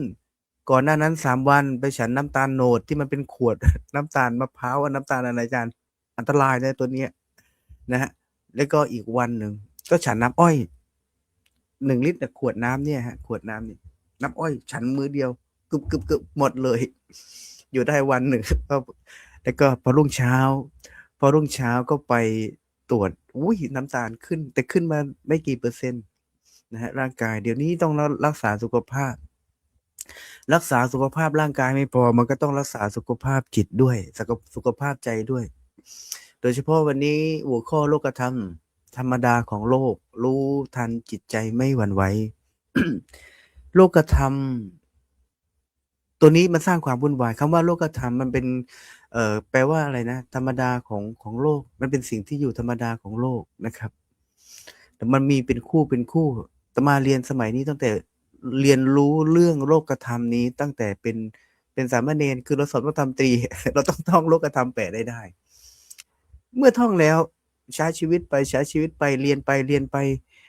ก็ต้องเจอโลกธรรมจริงๆมันอยู่ของมันจริงๆมันอยู่เป็นแบบนี้ถามว่าโลกธรรมเนี่ยมันสร้างความวุ่นวายให้กับชีวิตมนุษย์ไหมสร้างความวุ่นวายมากเยอะมากครับเยอะมากเดี๋ยวนี้มีคลิปเด็กๆตบตีกันอะไรต่างๆมาจากโลกธรรมทั้งนั้นเลยมีข่าวคนนั้นคนนี้ด่ากันคนนู้นคนนี้ก็โลกธรรมทั้งนั้นเลยทำงานกับคนนี้วุ่นวายไม่อยากเข้าไปทำก็โลกธรรมมันเข้ามาเบียดเบียนทั้งนั้นเลยถามว่าโลกธรรมไอ้ตัวนี้เราทราบดีแล้วว่าโลกธรรมมันมีเป็นของคู่กันนะครับเหมือนที่ท่านอาจารย์พระครูสมุสมพรบอกไว้แล้วว่ามันมีเป็นแบ่งเป็น2 ฝ่ายที่เป็นที่น่าปรารถนาและเป็นฝ่ายที่ไม่น่าปรารถนาอิทธารมกับอนิถารมใช่ไหมครับเมื่อสักครู่นะมีรถไม่ใช่มีรถลิ้นพันมียศ มียศมีลาภมียศเสื่อมยศมีลาภใหม่มีลาภเสื่อมลาภมียศเสื่อมเสื่อมยศมีสรรเสริญก็มีนินทามีสุขก็มีทุกข์มันเป็นของคู่กันถามว่าเราต้องการแบบไหนมนุษย์ต้องคนปกติทั่วไปบนโลกใบนี้ต้องการในฝ่ายที่อิทธารมก็คือฝ่ายที่น่าปรารถนาเมื่อต้องการแล้วเนี่ยมันวุ่นวายทีนี้ถ้าเรามาย้อนมองในหลักธรรมเนี่ยถ้าเรามาพิจารณาแล้วเนี่ยคนที่อยู่กับโลกธรรมนี้บ่งบอกว่าตัวเองมีอะไรบ้างตัวเองเป็นคนแบบไหน อันนี้เรามองง่ายๆเลยว่าหนึ่งเป็นคนด้อยปัญญามากนะจะพูดแรงๆว่าด่าว่าโง่ เนี่ยนะจะพูดแรงๆด่าว่าโง่เลย ไม่ได้ด่านะครับ พูดแรงๆแปลว่าโง่ ภาษาไทยมันเป็นคำโดดๆนะครับ มันไม่ใช่คำหยาบคำรุนแรงอะไรเลย โลกธรรมนี่ตั้งใจให้ดีคุณโยมฟังให้ดีนะ ถ้าคนที่มีโลกธรรมมากๆ และก็หมั่นพิจารณาเยอะๆเนี่ย เราจะเห็นได้เลยว่าหนึ่งเรานั้นเป็นคนโง่นะฮะโง่มากด้วยเป็นคนด้อยปัญญานะเพราะเราเก็บสิ่งเหล่านี้เข้ามา ซึ่งมันเป็นเรื่องที่เปลืองตัวและก็เปลืองใจมากๆในการดำรงชีวิตให้มีความสุขอยู่กับโลกใบนี้ แต่ว่าคนที่มีโลกธรรมเยอะๆนี่ถ้าเป็นพวกกิเลสเราจะเอ่อให้เขาเป็นจัดอยู่ในประเภทไหน พวกนี้เป็นพวกที่มีตัณหาราคะเยอะมาก ตัณหาราคะเยอะมากทำงานนี่ต้องได้หน้าได้ตาต้องฉันนี่ต้องเด่น ฉันต้องได้รับคำเยินยอพอทำงานสักพักหนึ่งไม่มีใครยอโอ๊ยเหนื่อยจังเลยชีวิตเหนื่อยอยากปนนู้นปนนี้เนี่ยทำงานนี่แต่มาเจอคนแบบนี้บ่อย มันทำให้คนที่เขาเข้าใจโลกตรงเนี้ยก็เรียกว่าสะอิดสะเอียนไม่อยากอยู่ใกล้เลย นี่ยังเห็นหรือไม่คุณโยมไอ้คนที่ต้องการเนี่ย มีลาภมียศมีสรรเสริญมีความสุขเยอะๆนะฮะแล้วคือไม่ต้องการเอามาประดับตัวเองแค่เป็นต้องการแค่อะไรต้องการให้ตัวเองนั้นเป็นคนเด่น คนดังในกลุ่มในสถานที่นั้นๆต้องเชิดหน้าชูตาต้องนู่นนี่นั่น สารพัดทำเพื่อให้ตัวเองนั้นโดดเด่น นี่คือคนที่หลงไหลอยู่ในโลกธรรม ถ้าเปรียบโลกธรรมเปรียบเป็นอะไรอาตมาเปรียบโลกธรรมนี้ เปรียบเสมือนกับสนิม เปรียบสนิมที่มันกินเหล็กนะฮะสนิมก็คือไอตัวการที่ทำให้เหล็กนั้นมันผุมันกร่อน มันพังง่ายๆ ไม่สามารถมีความเสถียรไม่มีความอยู่กับเราอยู่กับเราได้ใช้มันคุ้มค่าได้ เป็นสนิมถ้าเปรียบเป็นร่างกายเปรียบอะไร โลกธรรมพวกเนี้ยเปรียบเสมือนกับขี้ใครที่มันอยู่ในตามร่างกายมนุษย์อ่ะคุณโยมเห็นไหมคือวันหนึ่งวันใดคุณโยมไม่อาบน้ำเนี่ย มันมีขี้ไข่เป็นก้อนมานั่งถูแต่ว่านั่งฟังพระเทศน์เมื่อสักครู่ถูไปด้วย น้ำไม่อาบทีขี้ไข่เยอะมากเลย นี่เหมือนกันถามว่าคุณโยมชอบไหมขี้ไข่ที่มันอยู่ในตัวเราเนี่ย ชอบไหมหลายคนไม่ชอบเพราะต้องขจัดโลกธรรมทั้ง8นี่ก็เหมือนกันเลยนะถึงคุณโยมไม่ชอบแต่เพื่อนที่อยู่ข้างๆที่เขาเป็นคนเข้าใจโลกอ่ะเขาก็ไม่ชอบนะฮะเขาก็ไม่ชอบพวกแบบนี้เพราะว่ามันทำให้วุ่นวายนะครับมันทำให้ร่างกายหัวจิตหัวใจของเรานี้มันวุ่นวายมีลาภเสื่อมลาภในข้อที่หนึ่งจะคิดจะทำการอะไรก็ตามแต่ฉันต้องได้ผลตอบแทนขึ้นมานะอยากได้เงินอยากได้ทองอยากได้รางวัลอยากได้โน่นอยากนี่คุณโยมคมชานบอกราคะจริตใช่เป็นคนที่มีความตัณหาความทะเยอทะยานอยากได้อยากมีอยากเป็นหรือไม่อยากได้ไม่อยากมีไม่อยากเป็นคนที่หลงไหลในรูปรสกลิ่นเสียงสัมผัสหนาเน้นนะฮะมันก็เลยทำอะไรไปเนี่ยมันก็ต้องมีผลตอบแทนขึ้นมานะถ้าไม่มีผลตอบแทนนี่ไม่ทำฉันทำอะไรเนี่ยต้องมีคนฉันต้องได้หน้าก่อนงานเนี่ยไม่ทำนะฮะงานเนี่ยไม่ทำแต่พอเขามาถ่ายรูปต้องมาโดดเด่นไปถ่ายรูปตรงนั้นทีไปถ่ายรูปตรงนี้ทีวันหนึ่งว่าฉันเนี่ยเป็นเจ้าของงานฉันเป็นนู่นนี่นั่นฉันเป็นคนกว้างแต่จริงตัวเองไม่รู้จักใครเลยนะแล้วก็ทำอะไรไม่เป็นด้วยไปยืนเกะกะนะแต่ก็ดีอย่างหนึ่งไอ้คนพวกนี้มันดีอย่างหนึ่งอย่างน้อยๆมันช่วยเป็นการประชาสัมพันธ์งานนะฮะเราคนที่เข้าใจโลกนะฮะเราอย่ามองว่าเราเป็นคนที่ฉลาดกว่าถามว่าเมื่อเราเจอกับคนที่โลกธรรมเยอะๆนี้เราจะทำยังไงกับเขานะฮะเรามองเขาเป็นครูเป็นตัวอย่างสอนเราด้วยนะอยู่ด้วยปัญญาไม่ใช่ว่าพอเขาทำแล้วมันถ้าเป็นภาษาอาตมาเนี่ยเรียกว่าขวางหูขวางตาไอ้คนพวกเนี้ย มันขวางหูขวางตาทำยังไงไปว่าเขาไปร้อนรนเขาไม่ใช่ เราต้องเอาเขานั้นมาเป็นครูสอนตัวเรา ถ้าเจอคนแบบนี้ทำยังไง เราต้องปลงให้ได้มากกว่าเขา เพราะเขายังไม่รู้ตัวเลยว่าเขากำลังทำอะไรอยู่ เขากำลังต้องการอะไรอยู่ เขายังไม่รู้ตัวเลยว่าปลายทางชีวิตนั้นมันเป็นยังไง ทีนี้ในหัวข้อวันนี้ว่าโลกธรรมธรรมดาของโลกรู้ทันจิตไม่หวั่นไหว สิ่งหนึ่งที่จะทำให้คนที่มีโลกธรรมอยู่หรือว่ามนุษย์ทุกคนเนี่ยคือเราต้องเข้าใจว่าเหมือนที่อาจารย์พระครูสุนทรบอกเนี่ย โลกธรรมมันเปรียบเสมือนกับลมอ่ะ มันอยู่รอบตัวเรา เดี๋ยวว่าพัดเราทีตรงซ้ายทีขวาทีหน้าทีหลังที มันล้อมมันลุมเราอยู่ตลอดเวลา เมื่อล้อมเราลุมเราอยู่ตลอดเวลา เราจะทำยังไง เราจะหลงไหลไปกับลมที่มันสัมผัสอ่อนนิ่มมันเย็นมันสบายกายสบายใจเหรอนะใช่ไหมหรือว่าเราปล่อยวางมัน ทีนี้เรากลับมามองตัวเราว่าเราจะเจอคนแบบนี้เราต้องทำยังไง ก็บอกเลยว่าเราต้องรู้จักโลกธรรมด้วย และเราก็ต้องรู้จักอะไรนะ รู้เท่าทันจิตใจเราด้วย แต่ถ้าเราไม่รู้เท่าทันจิตใจหมายความว่าถ้าเราไม่มีสติคอยกำกับนะฮะไม่มีทักษะไม่มีทฤษฎีไม่มีปัญญาขออภัยไม่มีในเรื่องของสติเข้ามาเกี่ยวข้องไม่มีสติปัญญาเข้ามาเกี่ยวข้อง มันจะทำให้เรากลายเป็นพวกเขา เมื่อเรากลายเป็นพวกเขาแล้วทีเนี้ยอะไรก็ตามแต่มันจะทำให้เรามีความสูญเสียเกิดขึ้น ถ้าเราไม่รู้เท่าทันตัวนี้ มันจะทำให้เราเป็นคนกินร้อนนอนทุกข์กระวนกระวาย กินไม่ได้นอนไม่หลับกระสายกระสับ ตับพิการอาหารไม่ย่อยปวดท้องน้อยบ่อยๆ อะไรเป็นต้นนี่มันอยู่ไม่ติดที่ภาษาบ้านเราเรียกว่าอยู่ไม่ติดที่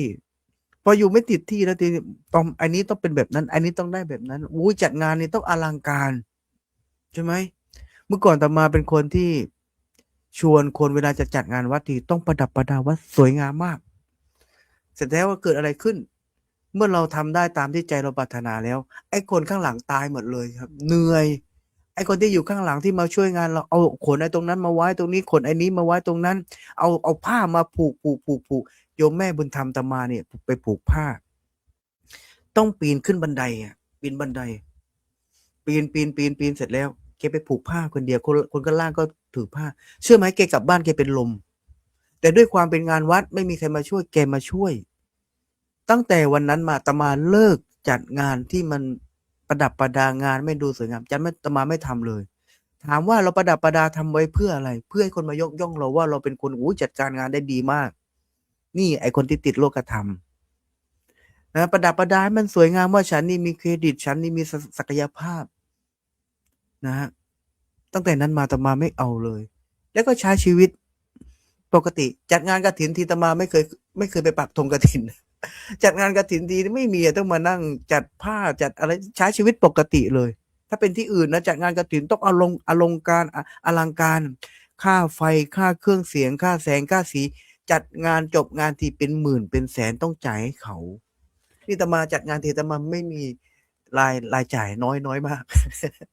เป็นคนไม่ลงทุนในการจัดงาน เพราะว่าถูกสอนมาแบบนี้และเราก็มองเห็นในโลกธรรมแบบนี้ เราไม่มีประโยชน์ต่อการที่เราจะไปประดับประดาตกแต่งอะไรให้มันเลิศหรูอลังการสเมนเตนอะไรต่าง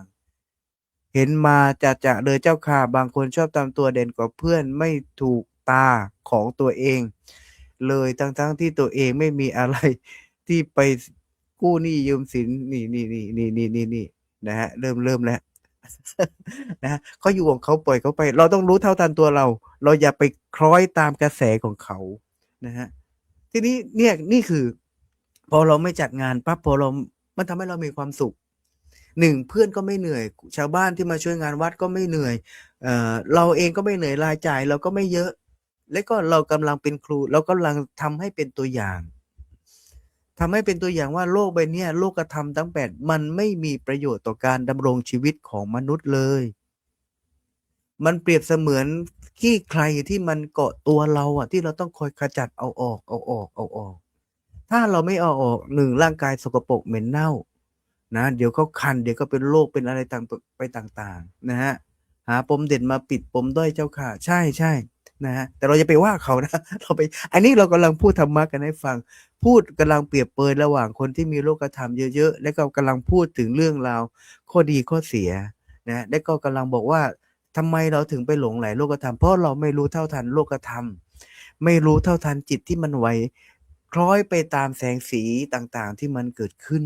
นะไปหลงในรูปรสกลิ่นเสียงสัมผัสตาหูจมูกลิ้นกายใจต่างๆเราไปหลงไปติดอยู่ตรงนี้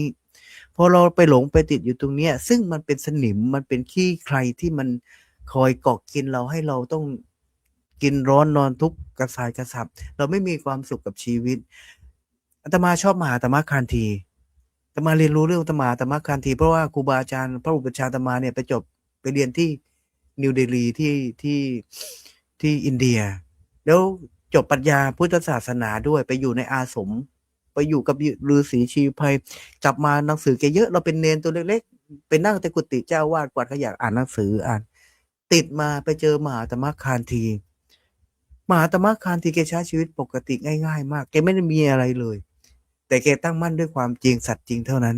ทำให้ชีวิตของแกมีคุณค่านะเห็นไหมเกมเสื้อผ้าแกเป็นนายกอะไรต่างๆแกไม่ไปนั่งรถไฟนุ่งผ้าธรรมดาผ้าห่มธรรมดาเหมือนนายกชวนเรา นายกชวนเป็นคนเฒ่าคนแก่ที่น่าเอาตัวอย่างแกเป็นเด็กศิลปะเป็นนักการเมืองและก็มีชื่อเสียงในเรื่องของการปราศจากการคอร์รัปชันแกจึงเป็นนายเป็นสสนี่เป็นสสเป็นอันนี้ภาพหน้าอาตมาไม่รู้จักนายกชวนโดยการส่วนตัวไม่รู้จักนะฮะแต่เราเป็นคนใต้เราโตมาเราเห็นภาพลักษณ์แบบเนี้ยนายกชวนเป็นผู้ที่ใช้ชีวิตปกติไม่มีหน้าไม่มีตาไม่มีอะไรไม่สนใจใครจะว่าแกยังไงแกก็ไม่สนใจแกใช้ชีวิตปกติเป็นนายกที่นั่งกินข้าวข้างทางได้นะไม่จำเป็นต้องมานั่งอาหารอูฟ้าไม่ต้องแกใช้ชีวิตปกติแค่ว่าเวลาแกไปไหนมาไหนแกต้องมีบริการถือ SK จะไม่ปืน SK ปืน M คอยประกบแค่นั้นเองเป็นบุคคลสำคัญของประเทศอะไรต่างๆอันนี้ก็เลยฝากให้คุณโยมเข้าใจว่าโลกธรรมเนี่ยมีลาภเสื่อมลาภมียศเสื่อมยศมีนินทามีสรรเสริญมีทุกข์มีสุขมันเป็นของคู่กันแต่ถ้าเราไปหลงไหลในสิ่งที่ตัณหาราคะมันเรียกร้องเยอะๆเนี่ยมันก็ทำให้เราใช้ชีวิตไม่มีความสุขแต่ถ้าเราไปติดอยู่กับในฝ่ายที่อนิจฐารมณ์ก็คือฝ่ายที่ไม่เป็นสิ่งที่ปรารถนามันจะทำให้เรามีความทุกข์นะพอมันเสื่อมลาภออกไปพอวันนี้เราถูกหวยพรุ่งนี้ไม่ถูกหวยเป็นไงบ้างอะตายแล้วตังค์ไม่มีไปซื้อ ต้องไปซื้อมาม่าว่าอย่าไปซื้อข้าวสารหน่อยเอาตังค์ไปซื้อหวยอีกเป็นไงนะเอาตังค์ไปซื้อหวยปั๊บหวยผิดร้องห่มร้องไห้เสียอกเสียใจไปอะไรแบบนี้อันนี้คือเรื่องง่ายๆให้เข้าใจเยอะๆมันทำให้เราไม่มีความสุขกับการใช้ชีวิตทีนี้เราจะทำยังไงให้มีความสุขกับการใช้ชีวิตรู้เท่าทันนะฮะรู้เท่าทันจิตนี่ฉันกำลังหลงไหลไปกับแสงสีฉันก็กำลังหลงไหลไปกับยศถาบรรดาศักดิ์ฉันกำลังหลงไหลไปกับชื่อเสียงเกียรติยศเงินทองต่างๆเนี่ยมันทำให้เกิดความผิดหวังเมื่อเราไม่ได้ดังหวังดังปรารถนาพอเราไม่ได้ดังหวังดังปรารถนาเนี่ยแล้วเนี่ยกินไม่ได้นอนไม่หลับเป็นทุกข์ตรอมใจตายไปบ้างก็มีเยอะไปอันนี้มีก็เลยฝากเอาไว้เพียงเป็นเล็กๆน้อยๆนะครับในเรื่องของโลกธรรมธรรมดาของโลกอยากให้คุณโยมได้โดยเฉพาะคุณโยมที่อยู่ในรายการเราก็อยากให้มีสตินะฮะโลกธรรมทั้ง8มันเปรียบเสมือนกับสนิมเปรียบเสมือนขี้ใครที่คอยทำร้ายให้เราไม่มีความสุขกับการใช้ชีวิตครับวันนี้ฝากไว้เพียงเท่านี้ครับ สาธุครับกราบขอบคุณพระอาจารย์มหาอุดมพรอุตตมวาโรครับผมท่านฝากไว้เล็กๆน้อยๆนะโยมนะเนี่ยเล็กๆน้อยๆเปรียบโลกธรรมเหมือนกับสนิมเปรียบโลกธรรมเหมือนกับขี้ใครโอ้โหโยมถ้าเปรียบอย่างนี้เนี่ยโยมถูออกไปอาบน้ำออกถูไว้ทุกวันเลยนะเนี่ยตอนเนี้ย คือสิ่งเหล่านี้เนี่ยสิ่งที่สำคัญคือพระอาจารย์ท่านอยากสื่อให้เราเห็นว่าถ้าเราไปยึดไปหลงด้วยตัณหาราคะคือความต้องการในส่วนที่ปรารถนาอารมณ์ที่สิ่งที่เราปรารถนาในส่วนที่มีลาภมียศสรรเสริญแล้วมีความสุขเนี่ยมันก็จะติดแต่ว่าเป็นสิ่งที่ทำให้เราเดือดร้อนเหมือนกันนะที่เราต้องแย่งกันหากินแย่งถิ่นกันอยู่แย่งคู่กันพิศวาสแย่งอำนาจกันเป็นใหญ่ก็มาจากเนี่ยอยากได้โลกธรรมอยากในส่วนที่อยากอารมณ์ที่เราปรารถนาใช่ไหมโยมเราต้องแย่งกันหากินอยากมีลาภอยากมียศอยากมีคนสรรเสริญอยากมีตำแหน่ง หน้าที่แย่งถิ่นกันอยู่แย่งคู่พิศวาสแย่งอำนาจกันเป็นใหญ่ที่เราเห็นเนี่ยถ้าเราปรารถนาเกินไปเนี่ยมันก็จะพุ่งไปที่ความต้องการที่มากจนเกินไปเป็นพวกนี้จะทำให้เกิดความเดือดร้อนเราไปหลงไหลก็เป็นเหมือนสนิมที่ทำให้จิตใจของเราเนี่ยมันเกิดความเศร้าหมองมันจะค่อยๆกัดเกราะกัดเซาะใจของเราเนี่ยท่านยังมองเป็นโลกธรรมเนี่ยของเราเนี่ยคุณโยมถ้าเราไปติดไปหลงกันไปเนี่ยเหมือนกับคนพาลคือคนโง่เลยคุณโยมดูแล้วพูดเหมือนหนักนะแต่เมื่อเราไปโง่ไปหลงไปยึดไปติดไปคล้อยตามกับโลกธรรมที่มันจูงเราไปหรือพัดพาใจเราไปเนี่ยถ้าเราไม่รู้ทันจิตมันจะหวั่นไหวไปกับสิ่งที่มันมากระทบเราความสุขการได้ลาภได้ยศโยมว่าดีใจมันจะพาเราไปไงบางทีดีใจจนเกินไปเนี่ยมันก็ไม่ได้เราจะแสวงหามากไปเสพจนเกินไปยิ่งติดจนเกินไปยึดมากแสวงหามากยิ่งทำให้เราต้องการมากมันจะไม่มีความสันโดษไม่ค่อยมียินดีกับสิ่งที่ตนได้อยากได้มากกว่าไม่พอใจในสิ่งที่ตนมีอยากมีมากกว่าอยากได้อยากมีอยากเป็นอยากเด่นอยากดังพระอาจารย์ท่านก็พูดมาทั้งหมดนั้นจิตที่เราต้องฝึกอย่างมีสติเนี่ยเป็นสิ่งที่สำคัญรู้เท่าทันกับโลกธรรมที่มากระทบของเราเมื่อเรารู้เท่าทันเนี่ยไม่ประมาทเมื่อมีลาภเมื่อมียศเมื่อมีสรรเสริญความสุขเข้ามาในชีวิตเราไม่ประมาทหมายความว่าเรามีสติไม่ไปหลงติดอยู่กับสิ่งเหล่านี้แล้วเรารู้เท่าทันว่าสิ่งเหล่านี้มันจะแปลเปลี่ยนไปเป็นธรรมดาเพราะเรารู้เนี่ยเราไม่ประมาทรู้เท่าทันความจริงเนี่ยเรารู้เท่าทันในพวกเหล่านี้ว่าสิ่งเหล่านี้ไม่เที่ยงไม่ทนไม่แท้มีโอกาสที่จะแปลเปลี่ยนไปเป็นธรรมดาเมื่อเรารู้อย่างเงี้ยจิตของเราไม่หวั่นไหวสำคัญคุณโยมการที่ทำให้จิตของเราไม่หวั่นไหวต้องมีสติรู้เท่าทันสิ่งที่จะเกิดขึ้นมาเราเสื่อมลาภโดนคนนินทาหรือประสบความทุกข์ความเดือดร้อนโยมในช่วงจังหวะอย่างนี้เราจะมีสติกำหนดรู้อยู่ยังไงมีความสุขในภาวะที่มีความทุกข์มีความสุขเนี่ยเราก็จะมีจิตใจที่แตกต่างกันนั้นเราควรจะปล่อยพวกนี้ให้เป็นการปล่อยวางยังไงให้ได้เนี่ยครูบาอาจารย์ได้มาให้ธรรมะแก่พวกเราในเรื่องโลกธรรมเนี่ยให้อย่าให้ครอบงำจิตใจของเราอย่าให้จิตใจของเราเกิดความหวั่นไหวเพราะว่าเมื่อเกิดความหวั่นไหวใจของเราก็จะเป็นทุกข์เพราะโลกธรรมมาทำให้เราเป็นความทุกข์งั้นกราบคุณพระอาจารย์พระมหาอุดมพรในครั้งหนึ่งครับผมต่อไปจะได้กราบพระนาพระอาจารย์พระมหาภูมิธรรมภูมิปาโลประธานศูนย์ปฏิบัติธรรมดีครับผมกราบถวายความเคารพพ่อแม่ครูบาอาจารย์ผู้ร่วมรายการทุกรูปด้วยความเคารพอย่างสูงยิ่ง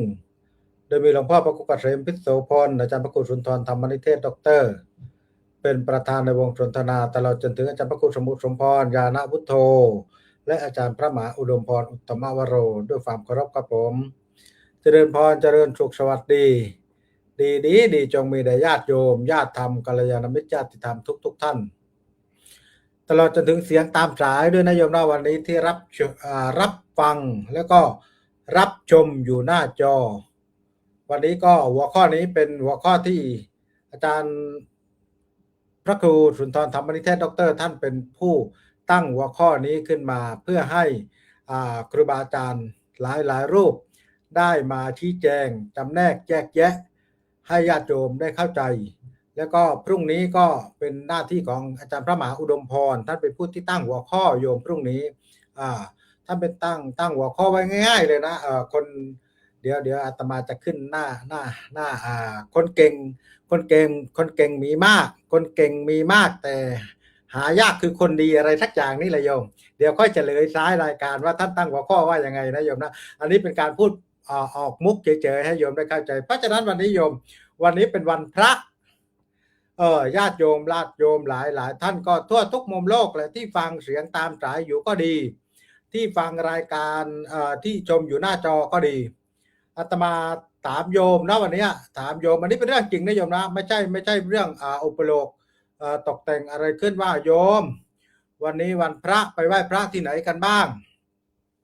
ไปไหว้พระปางไหนกันบ้าง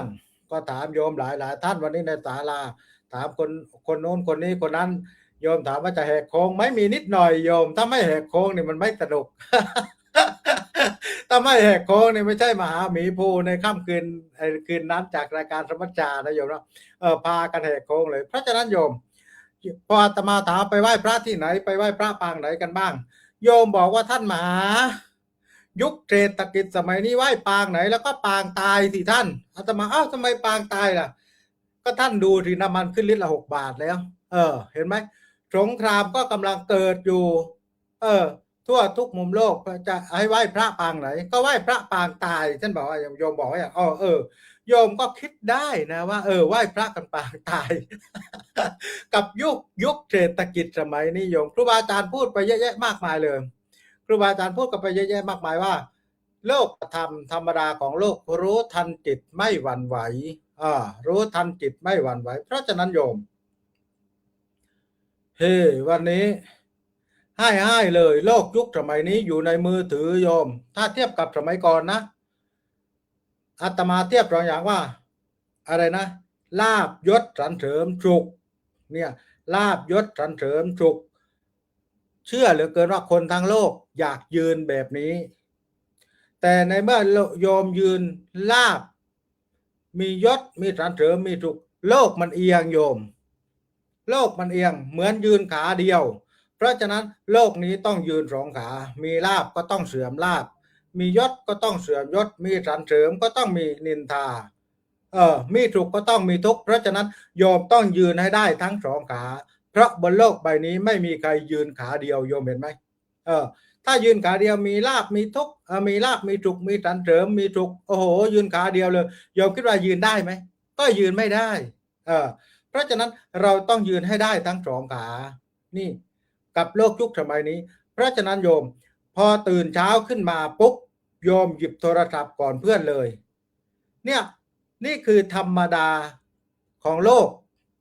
ที่เป็นโลกธรรมพอเห็นปุ๊บพอเลื่อนไปหน้าจอปุ๊บโอ้โหไอ้คนนี้มันได้ดิบได้ดีเด่นดัง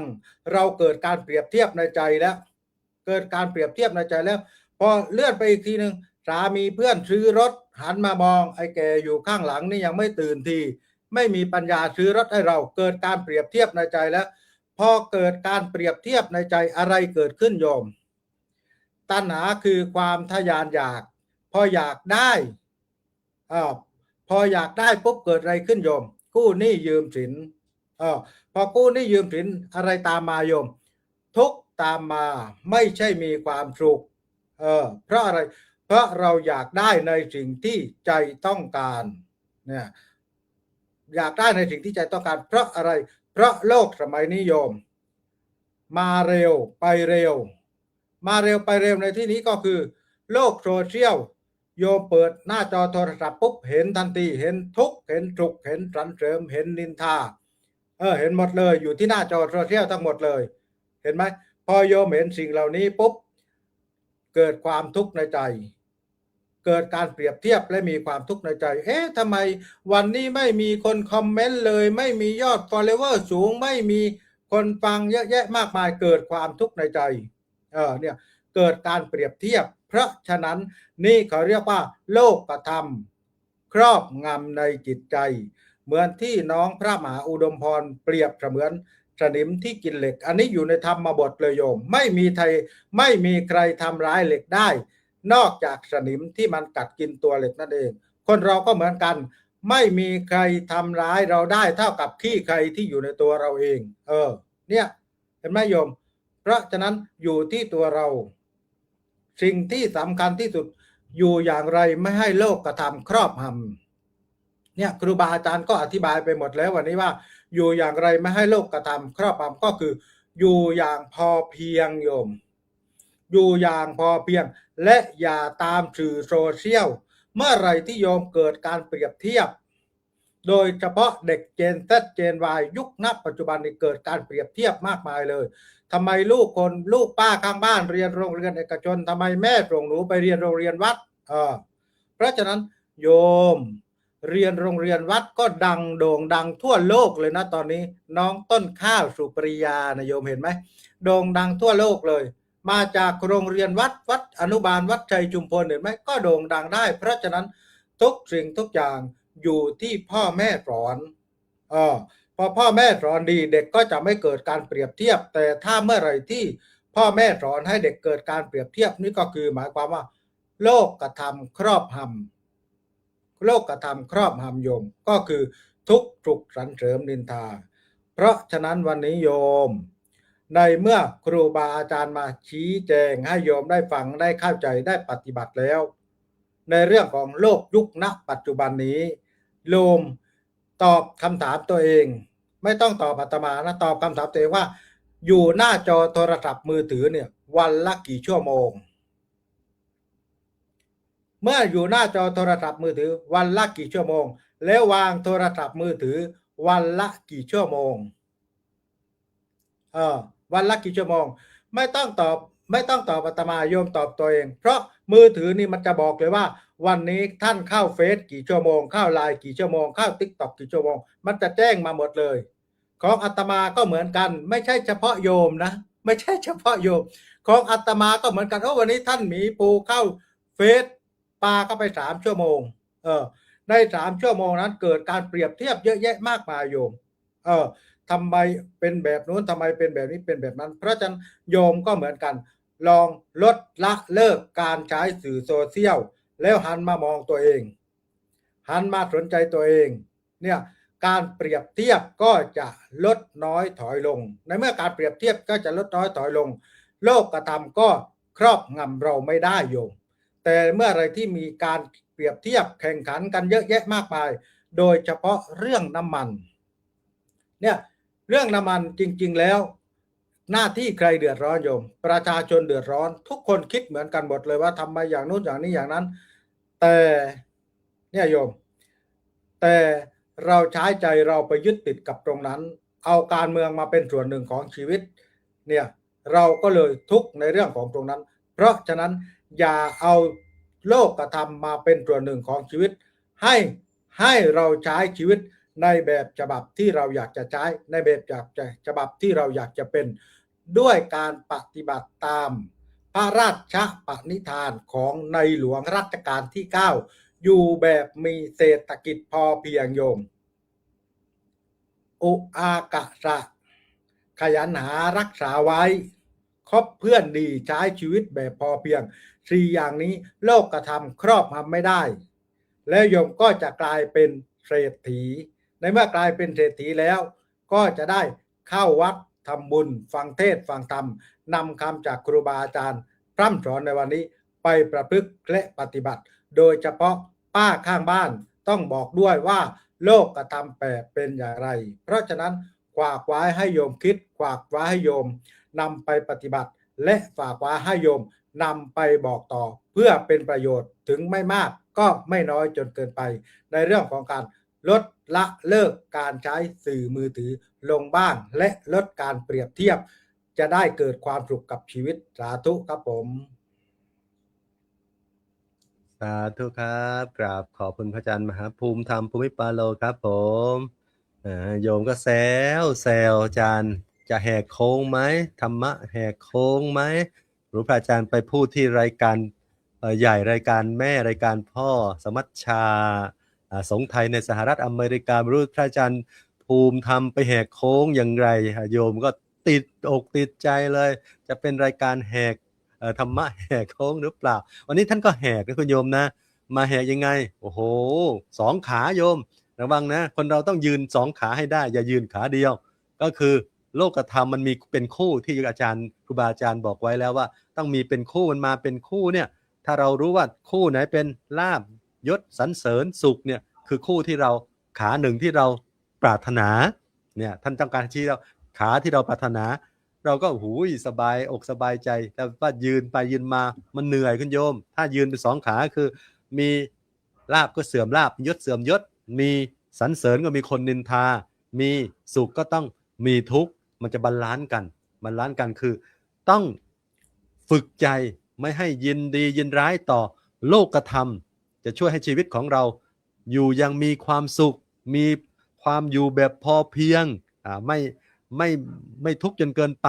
ไม่ว่าสถานการณ์ใดจะเกิดขึ้นไม่ว่าจะเป็นฝ่ายที่เราชอบหรือฝ่ายที่เราไม่ชอบเนี่ยเราก็จะอยู่ได้ในโลกใบนี้ในโลกนี้คนเรานี่ต้องยืนสองขานะโยมแต่โยมบอกว่าอาจารย์กระต่ายมันมียืนขาเดียวได้นะกระต่ายยืนขาเดียวได้โยมว่างั้น แต่สิ่งสำคัญนะโยมในเรื่องของโลกธรรมเนี่ยเราต้องการสื่อให้ญาติโยมทุกคนทุกท่านเนี่ยอยู่ในโลกโดยไม่ให้ถูกโลกครอบงำโลกธรรมครอบงำแล้วจะเป็นยังไงเราก็จะได้สิ่งที่ปรารถนาเราก็จะสุขจนเกินไปยินดีจนเกินไปเกิดความประมาทขาดสติแต่ถ้าเกิดความสิ่งที่เราไม่ปรารถนาเราก็จะทุกข์เราจะเสียใจหวั่นไหวกับสิ่งเหล่านั้นจนเกินไปนั้นอยากให้เราทำใจรู้เท่าทันในโลกธรรมไม่ให้จิตเราหวั่นไหวจนเกินไปเจอความทุกข์ความสุขเราก็นิ่งได้สงบได้เจอความทุกข์เราก็สุขได้ในสิ่งที่เราประสบพบเจอนั้นสิ่งนี้เป็นสิ่งที่สำคัญคือรู้ทันโลกธรรมแล้วทำให้จิตของเราไม่หวั่นไหวอยู่อย่างไรไม่ให้โลกธรรมครอบงำท่านบอกว่าอยู่แบบพอเพียงนี่แหละคุณโยมมีสติกำหนดรู้อยู่อย่างพอเพียงหลีกเลี่ยงในสิ่งที่เราไม่ปรารถนาให้ได้กราบคุณอาจารย์มหาภูมิธรรมอีกครั้งหนึ่งครับผมในรอบที่2ใช้เวลามา1 นาที1 ชั่วโมง 35 นาทีโดยประมาณคุณโยมรอบที่2เป็นรอบสรุป31 นาทีเราจะได้ให้ครูบาอาจารย์มาสรุปในเนื้อหาสาระข้อคิดข้อธรรมที่อยากให้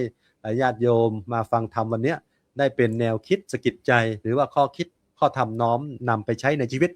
จริงๆว่าถ้าโลกธรรมมากระทบเ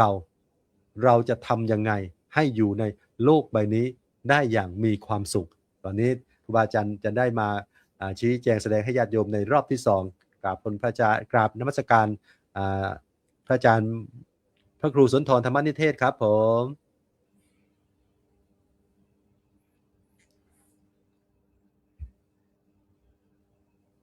ขออนุญาตรอบที่2ครูบาอาจารย์ทุกรูปครับผมก็เอาเป็นว่าเราจะวางใจอย่างไรเมื่อเจอโรคธรรม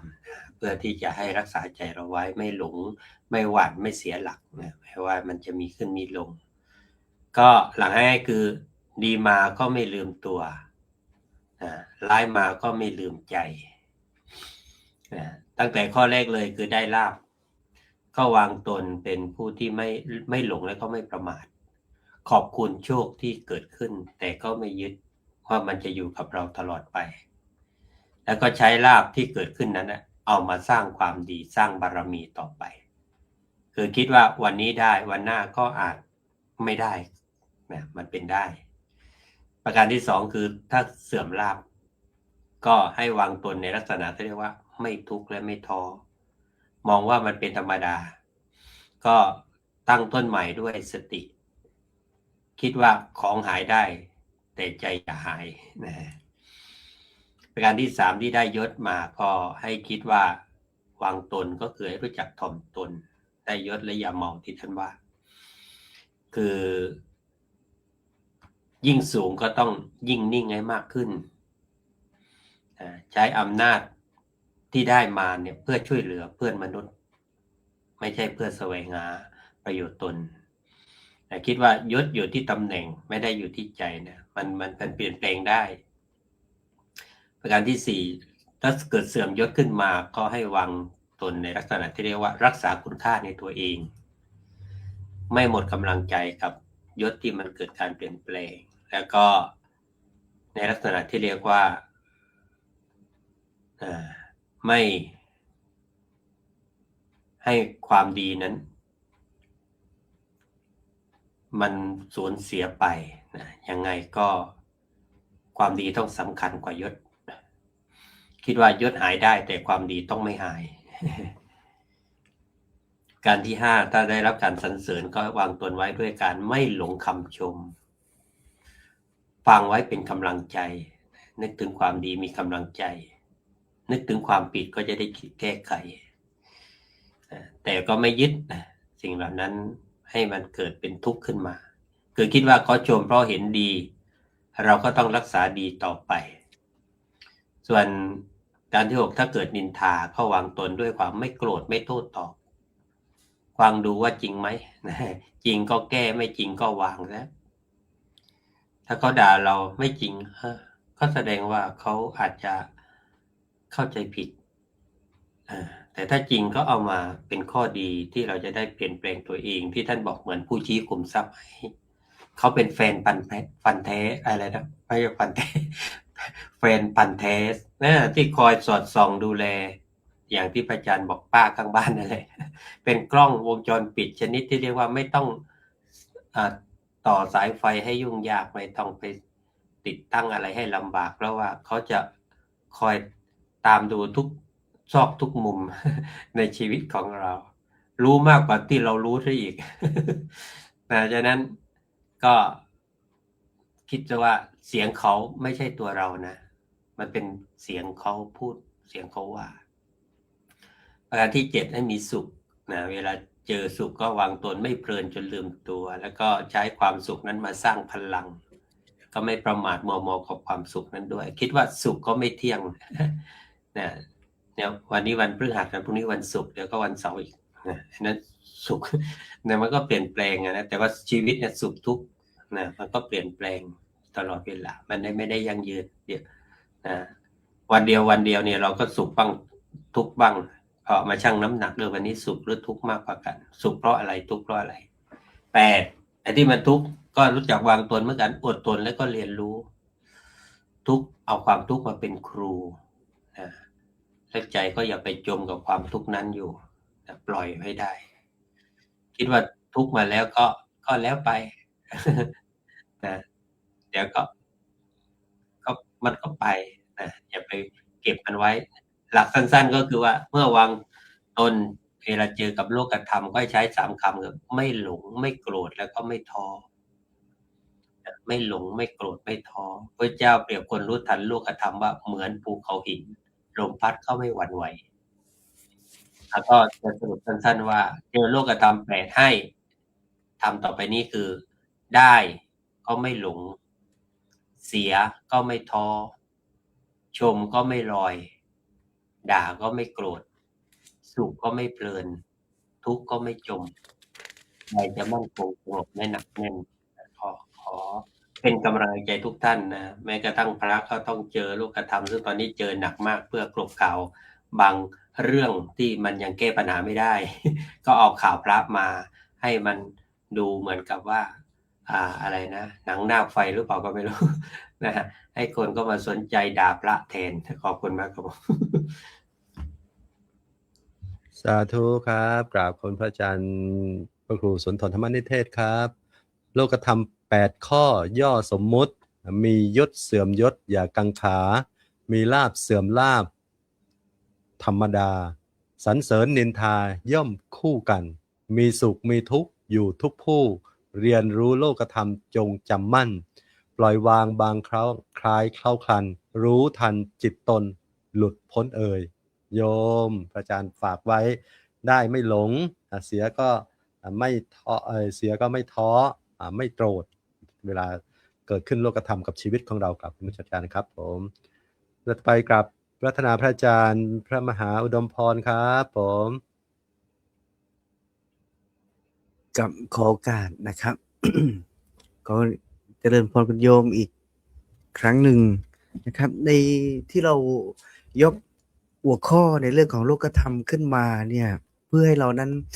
ได้รู้เท่าทันในการใช้ชีวิตให้มันมีความสุขแค่นั้นเอง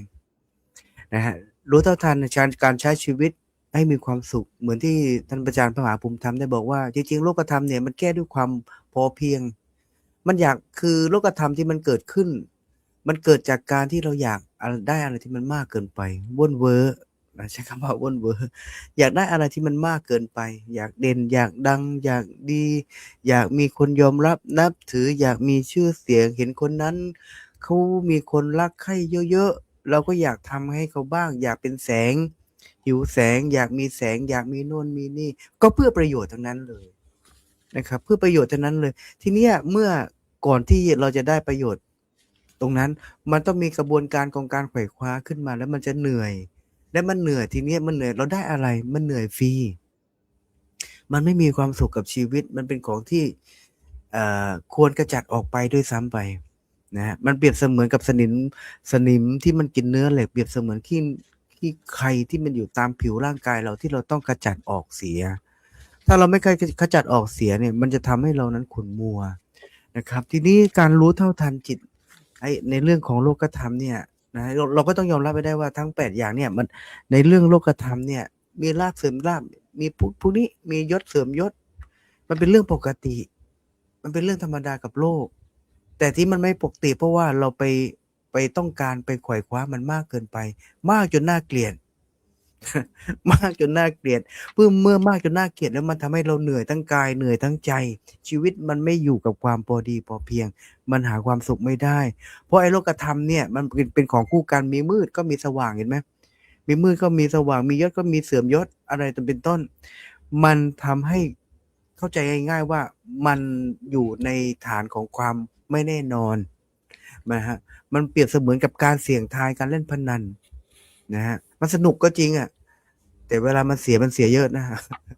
เวลามันเสียเยอะนะครับมันไม่ค่อยมีความสุขนะจริงๆแล้วโลกธรรมเนี่ยมันหลักของการปฏิบัติคือต้องหมั่นพิจารณาคุณโยมถ้าอยากคุณโยมทำไปเลยนะไม่ว่ากันโลกธรรมทั้ง8นี้แต่ว่าถ้าอยากอยู่กับโลกธรรมทั้ง8นี้ให้มีความสุขเราต้องทำยังไงเราต้องมีเกาะตัวหนึ่งเรียกว่าเกาะแห่งความไม่เที่ยงแท้เกิดขึ้นเกาะแห่งอนิจจังเกิดขึ้นคุณโยมต้องสวมเสื้อเกาะตัวนี้แล้วก็ไปอยู่ที่ไหนก็อยู่ได้แต่ถ้าคุณโยมไม่รู้จักถึงหลักของการเปลี่ยนแปลงอยู่ตลอดเวลาไม่พิจารณาว่าไม่มีสิ่งไหนที่มันจะอยู่กับเราตลอดไปได้นะสิ่งที่ดีก็ย่อมเสื่อมได้ใช่ไหมสิ่งดีๆมันก็ย่อมเสื่อมได้สิ่งที่ร้ายมันก็ย่อมเสื่อมไปนะครับต้องใช้เสื้อเกราะที่ชื่อว่าอนิจจาคือความไม่เที่ยงแท้เข้าสวมแล้วจะทำให้เรารู้เท่าทันอย่างมีความสุขต้องใช้เสื้อเกราะเก่งกันเรียกว่าอุเบกขาเข้ามาเกี่ยวข้องต้องใส่เสื้อเกราะ2ชั้นนะฮะชั้นแรกเป็นชั้นเขาเรียกว่าต้องใส่3ตัวเลยตัวแรกเขาเรียกว่าเสื้อเกราะแห่งสตินะทำให้เรารู้เท่าทันทุกๆอารมณ์ไม่หวั่นไหวไปตามกระแสที่มันพาให้เราหลงไหลเสื้อเกราะอีกตัวหนึ่งก็เรียกว่าเสื้อเกราะแห่งความไม่เที่ยงเรียกว่าอนิจจานะที่มันทำให้เรานั้นก็เรียกว่าจิตใจเรามั่นคงมากขึ้นนะฮะไม่ไปยินดีไม่ไปยินร้ายแล้วก็เสื้อเกราะอีกตัวหนึ่งเรียกว่าเสื้อเกราะแห่งความอุเบกขาวางใจซะ ใครจะเป็นอะไรก็ช่างมันดูใจตัวเองดูเราตัวเองดูเขาเป็นครูนะดูใจตัวเองแล้วเอาเขานะมาเป็นครูสอนใจเรานะครับการวางใจเป็นอุเบกขานี่หายากนะหายากมากเลยแต่มันก็คือเป้าหมายที่สูงที่สุดในการดำเนินชีวิตของการปฏิบัติโดยการใช้สติและปัญญาเป็นเครื่องคอยกำกับจิตใจเรานั้นไม่ให้ดีไม่ให้เสียอกเสียใจมากเกินไปเมื่อเราต้องเผชิญกับโลกกระทำทั้ง2ฝ่ายอย่าลืมอุเบกขาวางใจให้เป็นกลางใส่เสื้อ3ตัวเสื้อแรกชื่อว่าสติเสื้อตัวที่2ชื่อว่าอนิจจาคือความไม่เที่ยงและเสื้อตัวสุดท้ายเสื้อตัวที่3ก็คือเสื้อแห่งอุเบกขาที่นี่ถ้าใส่เสื้อตัวนี้อยู่โลกไหนก็อยู่ได้นะโลกธรรมอย่าว่าแต่8เลยเอามาตั้ง100 8 1,800เราก็อยู่ได้วันนี้ก็ฝากไว้เพียงเท่านี้ครับสาธุครับผมวันนี้รุ่งพรุ่งนี้ร่วงดวงไม่แน่วันนี้แย่พรุ่งนี้ยังกลับดังได้วันนี้ดังพรุ่งนี้ดับกลับเปลี่ยนไปโปรดจำไว้ทุกชีวิตอนิจจังพระอาจารย์บอกว่าโยมอย่าลืมใส่เสื้อสัก3ตัวยังดีนะเสื้อที่เป็นสติเสื้อที่ความไม่แน่อนิจจังแล้วก็อุเบกขาไว้เพื่อป้องกันโลกธรรมเข้ามาทำให้เราหวั่นไหวขอบคุณพระอาจารย์ครับผมรูปต่อไปกราบพระนาพระอาจารย์มหาภูมิธรรมพุทธพโลครับผม กราบขอบพระคุณครูบาอาจารย์ทุกรูปเลยวันนี้ ที่เข้ามาจำแนกแยกแยะหัวข้อ โลกธรรมธรรมดาของโลกรู้ทันจิตไม่หวั่นไหวโดยอาจารย์พระครูสุนทรธรรมนิเทศด็อกเตอร์ท่านเป็นผู้ตั้งหัวข้อแล้วก็มาให้ครูบาอาจารย์จำแนกเป็นชิ้นนโยมได้เข้าใจนโยมนะก็พูดอีกครั้งหนึ่งว่าเมื่อเข้าใจแล้วเราก็นำไปปฏิบัติ แล้วเราก็จะได้อยู่บนโลกนี้อย่างมีความสุขนั่นเองนี่คือสิ่งที่สำคัญโยมอาจจะแซวอาตมามีแหกโค้งไหมอะไรแบบนี้อาจจะมีบ้างนะโยมนะตามสไตล์หมามีภูของอาตมานี่แหละโยมในเรื่องธรรมะแหกโค้งในรายการหลวงพ่อกุ๊กไก่ว่าอาตมาว่าอาตมาแหกโค้งคือไม่ได้สไตล์แต่แบบครูบาอาจารย์เพราะฉะนั้นวันนี้โลกธรรมเนี่ยอาตมาจะถามโยมว่าบนโลกใบนี้มีใครบ้างที่ไม่โดนนินทาแม้แต่องค์สมเด็จพระสัมมาสัมพุทธเจ้าก็โดนและใครบ้างไม่เคยมีทุกข์มีใครบ้างไม่เคยมีความสุขไม่มีเพราะฉะนั้นทุกข์สุขสรรเสริญนินทาให้โยมเปรียบเสมือนการปรุงก๋วยเตี๋ยวในชามเราเองพอเราปรุงก๋วยเตี๋ยวในชามเราเองปุ๊บมีคนหนึ่งเราเนี่ยโดยเฉพาะคนที่เป็นภรรยาเนี่ยไปตักของสามีมาชิมปุ๊บทำไมเปรี้ยวจัดทำไมเค็มจัดเห็นไหมเพราะอะไรเพราะความชอบของแต่ละคนไม่เหมือนกันทุกสุขสรรเสริญนินทาโลกธรรม8ของแต่ละคนก็ไม่เหมือนกันเพราะทุกคนบนโลกใบนี้ต้องประสบพบเจอทั้งหมดอยู่ที่โยมเลือกว่าจะมีความสุขมากกว่าความทุกข์อยู่ที่ว่าจะมีคำสรรเสริญมากกว่าคำนินทาอยู่ที่ว่าจะมีลาภมากกว่าเสื่อมลาภอยู่ที่ว่าจะมีความสุขมากกว่าความทุกข์เพราะฉะนั้นอยู่ที่เราเลือกเพราะทุกคนบนโลกใบนี้ไม่มีใครอยู่ถึง100 ปีเลือกสิ่งดีๆให้กับชีวิตตัวเองนะโยมนะแม้แต่ตู้เย็นย่อสมัยก่อนเห็นไหมโตชิบ้านำสิ่งดีๆสู่ชีวิตเนี่ยเพราะฉะนั้นโยมต้องเลือกสิ่งที่ดีๆให้กับชีวิตตัวเองนี่คือสิ่งที่สำคัญในโลกยุคณปัจจุบันนี้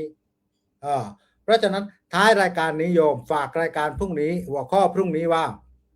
น้องพระมหาอุดมพรเป็นผู้ตั้งโยมเป็นผู้ตั้งหัวข้อในวันพรุ่งนี้แล้วก็ในท้ายรายการนี้ก็ครอบครัวดีก็ขอแสดงความเสียใจอย่างสุดซึ้งต่ออาจารย์พระครูสุนทรธรรมนิเทศด็อกเตอร์ที่สูญเสียน้องสาวอันเป็นที่รักที่ธรรมดาของโลกใบนี้เหมือนที่ครูบาอาจารย์พูดไปเลยว่าอนิจจังทุกขังอนัตตาเกิดขึ้นตั้งอยู่และดับไปแต่การสูญเสียนั้นมีใครบ้างที่จะไม่เสียใจแต่ถึงเราจะเสียใจยังไงเราก็จะไม่เสียศูนย์เพราะเรามีสติสัมปชัญญะที่อยู่กับเนื้อกับตัวนี่คือสิ่งที่สำคัญที่สุดเพราะฉะนั้นทางรายการธรรมะนานาสาระธรรมดีและญาติโยมที่ฟังอยู่เสียงตามสายก็ดีแล้วก็ที่อยู่หน้าจอเยอะแยะมากมายตอนนี้ก็ดีขอส่งกำลังใจให้อาจารย์พระครูสุนทรธรรมนิเทศและก็ขอแสดงความเสียใจมายังครอบครัวอาจารย์ที่สูญเสียบุคคลอันเป็นที่รักณโอกาสนี้ครับผมสาธุครับกราบขอบคุณอาจารย์มหาภูมิธรรมภูมิปาโลประธานศูนย์ปฏิพันธ์ธรรมดีครับผมโอ้โหท่านมาสรุปให้เป็นเห็นภาพพจน์เห็นภาพชัดเจนคุณโยมในวันนี้ครูบาอาจารย์ทั้ง5รูปเนี่ยมาชี้แจงแสดงให้ญาติโยมฟังในเรื่องของโลกธรรมธรรมดาของโลกรู้ทันจิตใจไม่หวั่นไหวเป็นยังไงบ้างคุณโยมฟังแล้วได้ข้อคิดข้อธรรมนำไปใช้ในชีวิตของเราอย่างไรบ้างครูบาอาจารย์ได้สรุปโลกธรรมคือธรรมที่ครอบงำสัตว์โลกอยู่และสัตว์โลกย่อมเป็นไปตามธรรมนั้นเป็นธรรมดาของโลกไม่มีใครสามารถหนีพ้นได้ไม่ว่าเราจะปรารถนาหรือไม่ปรารถนาก็ตามจะต้องประสบพบด้วยกันทั้งหมดทั้ง8ประการคือมีลาภเสื่อมลาภมียศเสื่อมยศนินทาสรรเสริญแล้วก็สุขแล้วก็ทุกข์ประเด็นสำคัญคือเมื่อโลกธรรมอย่างใดอย่างหนึ่งเกิดขึ้นกับเราคุณโยมเราจะทำอย่างไรต้องรู้จักทำใจให้หนักแน่นวางใจให้เป็นกลางไม่รู้สึกดีอกดีใจจนเกินไปไม่ได้รับอิทธารมณ์คืออารมณ์ที่เราปรารถนาและไม่รู้สึกเศร้าเสียใจจนเกินไปเมื่อได้รับอนิทธารมณ์เมื่อรู้จักป ปรับจิตปรับใจวางใจให้เป็นกลางไม่หวั่นไหวก็จะไม่ทุกข์จนเกินไปนี่แหละที่ว่าโลกธรรมธรรมดาของโลกรู้ทันจิตไม่หวั่นไหวเราจะอยู่อย่างมีความสุขได้วันนี้ครูบาอาจารย์ได้มาชี้แจงแสดงให้ญาติโยมได้สดับรับฟังในหัวข้อของโลกธรรมธรรมดาของโลกรู้ทันจิตใจจิตไม่หวั่นไหวโยมก็นำไปประพฤติปฏิบัติเป็นข้อคิดในการดำเนินชีวิตของเราได้อาตมาภาพพระครูสมุสมพรญาณวุฒโธทำได้โอกาสรับทำหน้าที่เป็นพระพิธีกรดำเนินรายการมาจนถึงท้ายสุดในวันนี้หากมีสิ่งใดผิดพลาดประมาทครูบาอาจารย์ก็ขออภัยและก็ขออนุโมทนาบุญกับครูบาอาจารย์ทุกรูปที่มานำธรรมะสนทนาธรรมะให้ธรรมะแก่ญาติโยมและก็อนุโมทนาบุญกับญาติโยมทุกคนทุกท่านที่มาฟังรายการเป็นแฟนคลับรายการให้กำลังใจครูบาอาจารย์จนถึงท้ายรายการในวันนี้และจะได้กราบพระนาพระอาจารย์พระครูสุนทรธรรมนิเทศท่านได้กล่าวปิดรายการกราบพระนาพระอาจารย์ด้วยความเคารพครับผมก็ขอกราบขอบพระคุณครูบาอาจารย์ทุกรูปด้วยความเคารพครับที่เมตตามาแบ่งปันธรรมะวันนี้ก็ถือว่าได้สิ่งที่เป็นข้อคิดสิ่งละอันพันละน้อยเพื่อเตรียมรับเป็นภูมิคุ้มกันให้ทางจิตใจของเรานั้นมันเกิดความมั่นคงก็จะได้ให้ทุกท่านมีความสุขกับการใช้ชีวิตนะแล้วก็ระมัดระวังจิตไม่ให้หวั่นไหวในโลกธรรมที่เกิดขึ้นอย่าให้สิ่งเหล่านั้นมันมาขบกัดชีวิตเรานะวันนี้ก็ขออนุญาตท้ายรายการยังไม่มีบทเพลงนะท้ายรายการวันนี้อาจารย์สรยุทธไม่อยู่นะแล้วก็ฝ่ายของเจ้าหน้าที่รายการก็ตามท่านไปด้วยก็เลยขอทิ้งท้ายด้วยภาพของโยมน้องสาวที่ก่อนหน้านี้ได้ดูแลโยมพ่ออาตมาอยู่และตอนนี้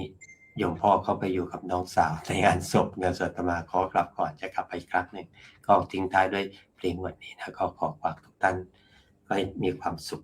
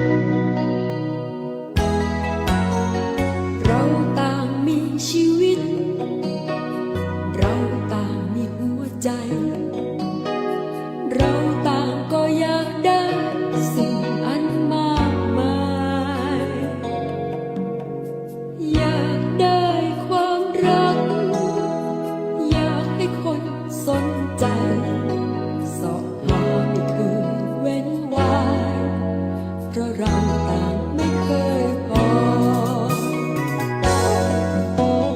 เราต่างก็ร้องขอเป็นคนสมหวังเราต่างก็ชิงชังที่จะเสียใจคิดเห็นแก่ตัวทำเพื่อ